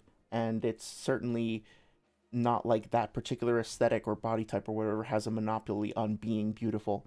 So to me, when people say stuff like that, like I'm not calling you out here, but in general, from what I've seen on the internet, when people make statements like that, what they're really saying is, I want my version of beauty to be represented more, and not this version of beauty because I disagree with it. And like fair, everybody's allowed to have their own like personal preferences and stuff like that, but just to be aware that it's not really reflective of the real world. um People look vastly different, and people are beautiful in many different ways with many different body types and sizes. It's really just a shorthand for saying like this is the cultural standard that I am adhering to. And when you think about it, you think about the implications of why they like women looking that in that particular way. I think that it's like why do we as a society tend to prefer and want to uh, encourage specifically like that? I'll use that word again, like cherubic looking women as opposed to you know somebody I challenge anybody to try to argue that Charlize Theron in Mad Max as Furiosa isn't like extremely attractive. Please try. You're not gonna be able to convince me of that, right? She's amazingly attractive. Now that is just one form of attractiveness. That doesn't mean that everybody has to look like her or you're not attractive, whatever, right? But like I think you'd be hard pressed to find someone to be like ew no right, but like that character looks very different from say the protagonist of the recent Stellar Blade. And I think what people are the Stellar Blade sequel that was announced at the game Summer Games Fest, and I think people are advocating more for the Stellar Blade aesthetic, and I think there's a specific reason for that, and I think that reason is distressing, and I'll leave it at that for now. Um, Bayo is very much the writer's openly advertised fetish, and the framing is very much deliberately titillating to the viewer, but is aesthetically novel in doing so, and she has a narrative agency, and that matters a lot. The bar is quite low. Yeah, see, I, I'm torn, right? Because I have heard from many female, well, many, anecdotally, I've heard from several in person and online female gamers who fucking love Bayonetta and love the way she is represented and feel that her expression of sexuality and like her body positivity is liberating and joyous and they love it. And also you could absolutely argue that it represents like a bizarre distorted caricature of a woman's body from a particular male perspective and that it's inherently misogynistic. um, I would accept both of those arguments. I think though that it is fair to draw a line of distinction between a character like Bayonetta versus somebody like Quiet from Metal Gear Solid 5. Like, yeah, Quiet does have agency. She's skilled. She can make her own decisions. She can do her own stuff. She's independent to a certain extent. But also, like, those two characters are both characters whose bodies are placed in, like, titillating ways, like, framed in titillating ways, like, male gazy ways, and who are framed and whose bodies are like, kind of used for eye candy, I guess is one way to put it. But something about Bayonetta's presentation feels much more empowering, I guess. Like, I'm not an authority on this, right? And like I think ultimately I would defer to um, what the female like gaming public tends to think. Um, I want to hear more people's opinions, and specifically, I want to hear more like women's opinions on this because it's you know not my body and my body type, my gender, my sex that's being put up there on display and like toyed around with, right? So it's not really my call to make. But just in my opinion, I think there is something better about Bayonetta's depiction that feels a little bit more joyful, if that makes sense. I don't know if that's making any sense. Um, let's see. Shinigami says, I will say I have a variety of different women I write and draw, ones that are conservative and traditionally feminine, one an overtly sexual one, a businesswoman one. The first being the secondary main character and the main female character, and she is the type I'm usually researching to write and taking good care of.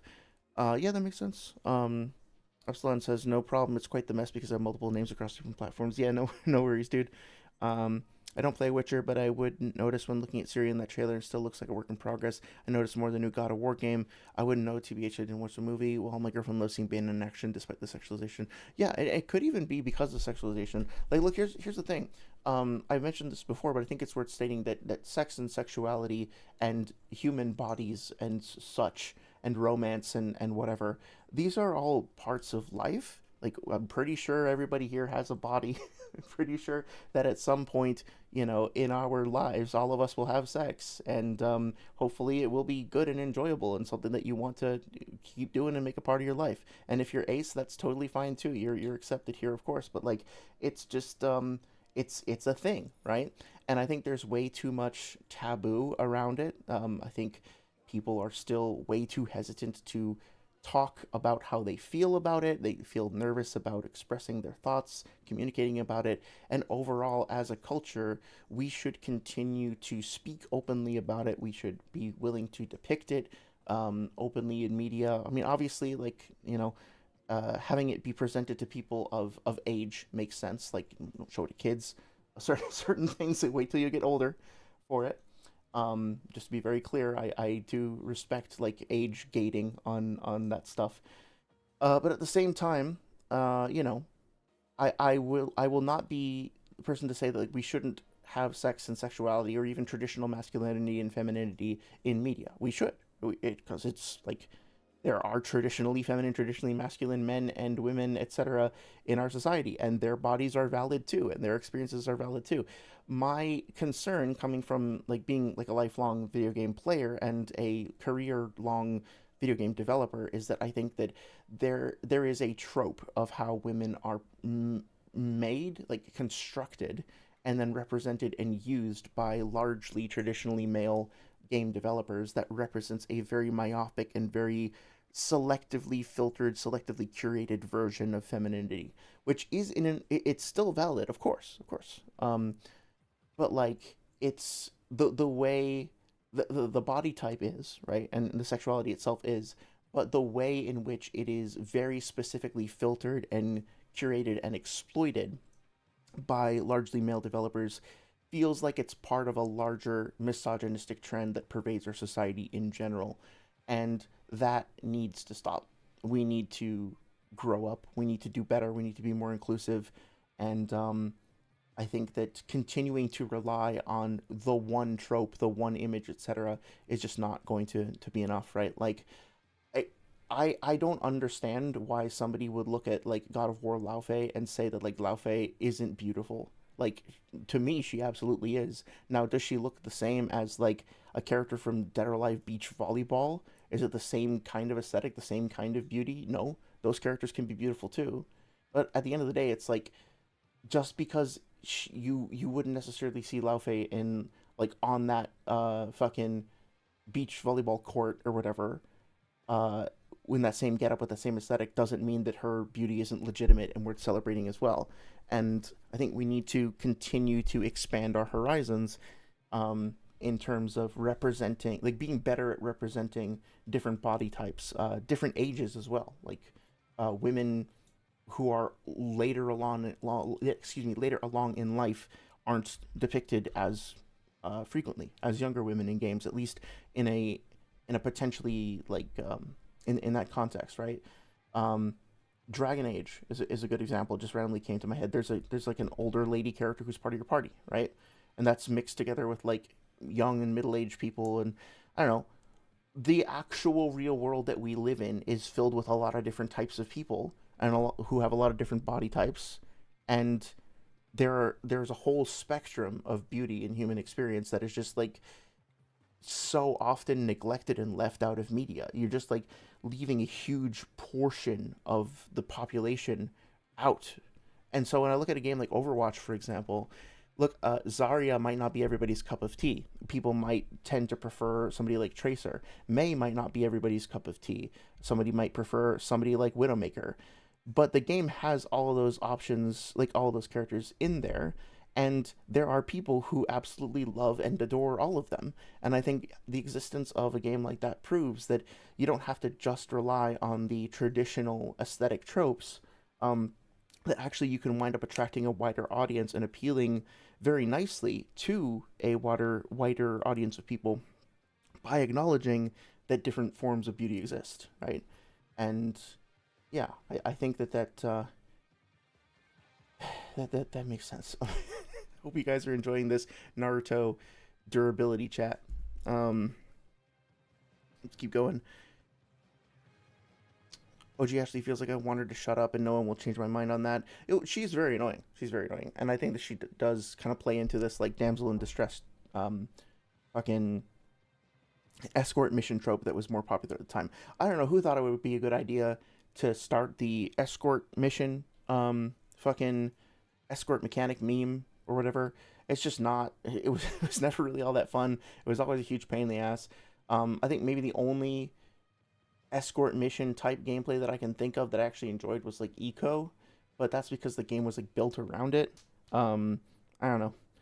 Actually, at least though, like arguably speaking, like the mechanics were thought out, right? Like I'm thinking about that area where she keeps getting picked up by the random like cultists, and you have to like save her from them while also micromanaging other things in the room, and it's reasonably well thought out, but also yeah, like the two lines of dialogue, Leon, help, like you know, help me, Leon, just all over and over and over again, right? Um, see, actually feels like I wanted to shut up. Yeah, I think a good litmus test about if a work is genuinely committed to exploring sex as a theme is if it's willing to show conventionally unattractive people doing it without playing it as a joke. That's a very good point. Yeah, yeah. I think going back and looking at some of like the raunchy comedies. I don't know if you've ever heard of the movie Shallow Hal, but this randomly came up on my fucking YouTube shorts. I hadn't thought about this movie in a long time, but yeah, like Adam Sandler movies. If you've seen any of his stuff, like a lot of that kind of aesthetic is that kind of sense of humor is basically just like, what if sex, but one of the people or even both of the people were fat? Ha ha ha ha ha. That's not usually how things are. Isn't that funny? Fat people, down thumbs. It's like, it's pretty mean spirited. Um, and kind of, yeah, kind of weird. I mean, especially, yeah, I don't know. I obviously have like pretty strong convictions about that stuff. Um, and I want to validate people's preferences, if that makes sense. Like, if fuck, this is so far off fucking topic, but whatever. Megan Trainor, putting out that song all about that bass and being like, is that fucking song ostensibly is in retaliation to fat shaming and is basically saying like, hey, I for one think that like curves are great. I have curves. I think that people having curves is fucking hot and awesome, and I'm not interested in being skinny. If you don't like that, you can go fuck yourself. But she also throws in lines about like, I'm not gonna be a stick figure silicone Barbie doll. And it's like, okay, so now you're skinny shaming. And I understand how like if you grew up chubby, like spoiler alert, I did, um, and you wind up getting picked on for that, spoiler alert, I did, um, then you might feel a little bit of bitterness and want to vent that. Totally empathize with that. But at the same time, if your goal is body acceptance and your goal is for like the end of that sort of discrimination to come about, you can't really achieve that by saying, "Oh, well, now I'm just going to make fun of you for the way you look instead," right? It's just like flipping it on its head. So, I don't know. Shinigami says looks and acts her age, just a better voice, she's a better personality, and I actually feel like both. I want to save her, and she's my type of woman. OG Ashley's just like, yeah, shut up. Well, that's good. I do feel like the um the remake Ashley is more of a human being rather than a prop. Honestly, um, don't know what to put in for all of this. I'm not sure. It's totally important to the topic of durability. Yeah, absolutely. I mean, like all of this is just building towards like moderate statement of connection, right? Like, Shinigami says, what would be the litmus test for the scene? Um, which sorry, I think I got confused. Which scene are you talking about? Can you refresh my memory? Honestly, I'm I'm so fucking tired, and I'm rambling so much that I think I'm gonna probably wrap up the stream pretty soon. But that being said, I want to at least, out of respect for how about Nose actually contributing to the suggestions to the stream, I want to see if I can at least look at some of the stuff you suggested. So let's take a look. Okay, so this is chapter 665. This chakra, that six paths dispersed, was meant to be a linking power, something that would connect the mental energies between people so all could understand each other's hearts without words and lead to peace and stability. Hugh Priestess says Ninshu, the Shinobi Creed, and tried to guide the people forth was the Sage of Six Paths. Okay. And yet, time after time, people use chakra not to connect with others, but only to link the mental and physical energies within themselves. Okay, so this kind of makes it sound like what Hagoromo didn't even really care about the physical energy. He just wanted to connect people's mental energy so that they would be connected, obviously.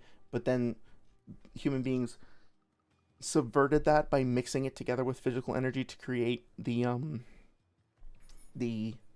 like weaponized attacks or whatever techniques as a way to amplify and greatly increase the connect with others, but only to link the mental and physical energies within themselves as a way to amplify and greatly increase the volume of one's chakra and convert it into ninjutsu that could be used as weapons in battle. So, based on this, it kind of sounds like what Madara is saying is that chakra could actually just be um, linking force between mental energies, and that eventually that changed to be a blend. So this is almost like introducing a third definition of chakra, right? We had like the molded mixed together chakra. We have the passive like chakra in the the like potential chakra in the form of like stamina. But then we also have this theoretical like OG like Ur chakra, right? And the Ur chakra was literally just linked together mental energies, and then people added physical energy to what was just supposed to be mental or spiritual, and then turned it into a weapon. If that's the case, that does add kind of a lot of nuance to it, doesn't it? Um, and that's the way that Kaguya had used chakra. Interesting. Yeah, this is really cool. I'm gonna have to think about this, but I'd be curious to know if you have any more thoughts you want to share about this. False hope, reality, power known as chakra.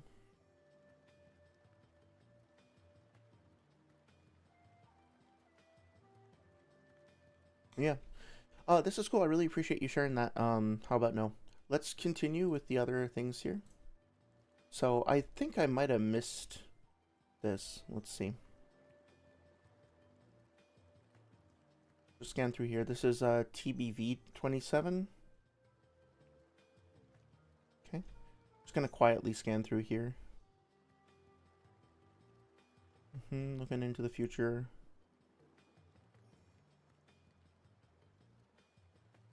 Okay. It looks like he took damage. Okay, not only do they heal wounds, but the trees can function as powerful weapons and impregnable shields as well. Impossible to kill. He can be taken down. I felt it when I fought him, but not with my current firepower. Okay. Brush your throat, keep me in excuse, and just do what you're told. If you still want my help with your daughter. I'm saying that your body isn't going to tolerate much more. How are you going to fight Jorah if you self-destruct first? I don't like repeating myself, but I'm only granting your wish after I've eliminated our enemies. Want to see your daughter again? Then hurry up and accept your lot in life. Your only choice is to take the gamble on whether kill our enemies or die first. Let's see. I don't see anything here that's directly related to durability. And please let me know if I'm missing something.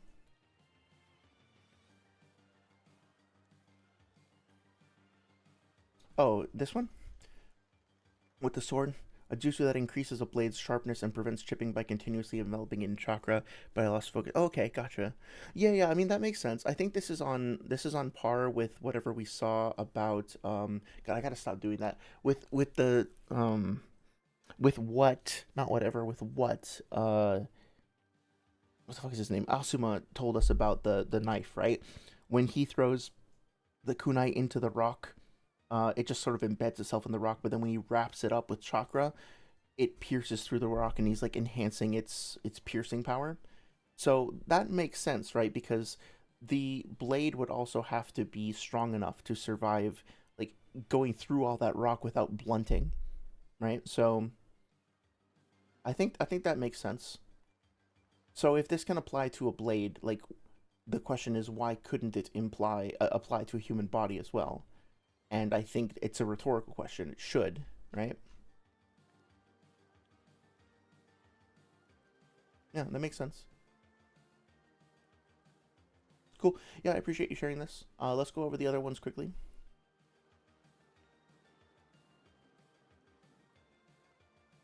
Kind of like a yokai. Can you please remind me if I don't find it right away, what specifically you wanted me to look at in here? The fucking swing. I love that the swing has become such a meme. Oh, Shinigami says, I'm more so wondering if my main ship will be bashed like what happened to other ships. I'm talking I'm talking, say, the Izucho thing. Um, I'm not sure what you're referring to. I'm sorry. I feel like I'm making you make you repeat yourself. Grew up and still was fat until my teens. Luckily, never had to deal with bullying, etc. Only one who hated me on me was a teacher. Well, I'm Oh, sorry. I thought somebody had said something about OG Boruto 35 as well. How about Noble? Yeah, let's go to this one as well. Um, I'm sorry, I'm getting confused with messages over here. Grew up and still was fat up until my teens. Luckily, never had to deal with bullying. I'm really glad to hear that. Only one who hated me was a teacher. Well, I'm sorry that that happened as well. Yeah, I mean, like, I've been chubby on and off throughout my life. There was a time where I was in really good shape, and there's been times that I haven't been. And I don't know. I think that there's way too much discrimination and hate, uh, and that stuff winds up poisoning, like acting as like a poison for your mind. And I'm glad that you weren't on the receiving end of it, because depending on your personality and what it's like for you to go through that, it can take a long time to unpack that and to get comfortable with yourself. Um, a friend of mine, when he turned 30, he's a bit older than me. When he turned 30, he was like, he told me that he looked in the mirror and he said, well, this is the first time in my entire life that I've ever been comfortable with the way that I look. And just thinking of, because he had been like working his ass off in the gym and stuff, and like he spent all this money to get a tattoo, and he specifically got like a tabori tattoo, if I'm saying that right. um which he, long story short, he sat for like 20 or 30 hours, I think. And he very slow, very painful sessions, like he passed out from the pain. It was really intense, and it took him that long to get comfortable with his body. And I remember being so proud of him for eventually getting there, but then also being like, so that means that you spent, like, I don't know, like decades of your life not liking the way that you looked and carrying that with you, and that's heavy. Like, pun intended, I guess. Okay, I'll just leave it at that. Fuck. Um, it's when Kawaki's talking to Amado. There's AD graph and everything about attack and defense. Oh yeah, yeah, yeah. I remember you mentioning that stuff. Let's see if I can find that. We can go over that real quick. Um, Izuko and Ochako from My Hero Academia. People call it hetero slop. Oh yeah, I think fucking sorry, I was mentioning hetero slop as well. I like that that term exists. It's very satisfying. They wanted Bakugo to be with Deku. I mean, like, again, I think we need better and more frequent representation of non-traditional partnerships in media, and also there's nothing inherently wrong with like two straight people falling in love. I mean, come on, like, so it's one of those things where it's like tropes versus the tropes are harmful more so than the individual instances, right? Like, I don't know if that makes any sense. Okay, so let's see. This stuff over here. Screen shows the system controlling your combat abilities. Your current parameters are, yeah, I remember this. Are attack oriented, 85% offense, 15% defense, only 85%. Your chicken master's still wasting 15%. Um, okay. Well, so I guess like the my knee jerk reaction to this would be like, can we apply this to shinobi who aren't either Otsutsukified or like, because if I remember correctly, Kawaki's basically like a watch. Basically, fuck me, Kawaki's basically like a walking scientific ninja tool, right? So like this can apply to him, but is it applying to him in a way that's analogous to people allocating their chakra, or is it just like a him thing? I think you're probably um, sharing it for the, oh yeah, comparing it to chakra control. Okay, let me keep reading and actually pay attention. Um, okay. Nice. Virtually no chance would die. Yeah, yeah. Handling the controls. Essentially the way ninja exercise chakra control. I figured it's too. Okay, yeah, yeah, I see that. Okay, so I'm gonna do the thing. I'm gonna do the nitpicky thing, and then I'm gonna agree with you. The nitpicky thing is to be like, well, this is an analogy, right? Like, Kawaki is allocating his the amount of energy that he's putting into different parts of his body in a way that is similar to how ninja allocate chakra for their things, but it doesn't mean that it works the same way. Blah blah blah blah. So here is that argument. You're probably gonna run up against it sooner or later. And now that I've done that, I've done my like court mandated nitpicking. I can then go like, okay, I think that this is a good piece of evidence in favor of like chakra reinforcing parts of the body or like adding to base durability. I mean, it could still be just a Kawaki thing, but given that Amado is specifically drawing the parallel to chakra control in Ninja, then yeah, I think I'm personally fine with that. I can see somebody like pushing you about it, but I'm fine with that. Yeah. Um, let's see. Epsilon says a friend of mine was insecure of his own body as well. Literally never wanted to pull down his shirt, go swimming, etc. Dude was good looking guy, had abs, shoulders, and was generally pretty jacked. Yeah, it sucks. It really gets under your skin, and it can really really hurt. So, you know, just we should all just try and treat each other better. I think the analogy isn't enough though because chakra controls more nuance. That's fair. Yeah, I think there is more nuance here, but I think it can count as a point in favor of the chakra enhancing durability argument in general. Like I think there's enough there to go off of. Um, and then Shinigami says, "I'll take that as a yes. Sorry if I sound like an ass, but right now I'm confident in my writing." No, no, dude, like you don't sound like an ass. I think like there are certain things that we tend to not even disagree on, but just we come at things from a different perspective, and that's totally fine. Like understand that my perspective it's just that, right? It's my perspective, and I think that I have thought about things quite a bit, and I'm proud of some of the things that I believe in. Um, but that doesn't mean that I'm like calling you out. Does that make sense? Like, I think if you and I were to disagree about something, my goal in terms of resolving that disagreement would be to be like, well, I think that this is perhaps a better way to look at it. What do you think of that? Can we agree on that type thing? As opposed to being like, well, you're just stupid or you don't understand it, right? Like I don't want to be like that. And there's always an opportunity for me to learn something too, right? So that being said, I feel like this this stream has been super disjointed. So sorry if that's frustrating to anyone. I think I am gonna call it a night because otherwise I'm just gonna kind of wind up spinning around in circles. So thanks for hanging out. Thanks for being patient with this being a little bit less structured tonight. I certainly had fun. I hope you guys did too. I think what we're gonna do now is Wednesday we're gonna have a stream where I talk about where I do some more Zelda playing as long as I have time. I might need the night to pack up and plan for the trip, but hopefully I'll have time and we can at least like do another dungeon or two. Um, Hello, High Fruit. It's good to see you. Thank you for stopping by and checking out the stream. This dude, High Fruit, has some really cool music. I would highly recommend you guys if you like techno, check out their page. Really, really cool tracks. Really, really cool beats. Nice production value. Very fucking cool shit.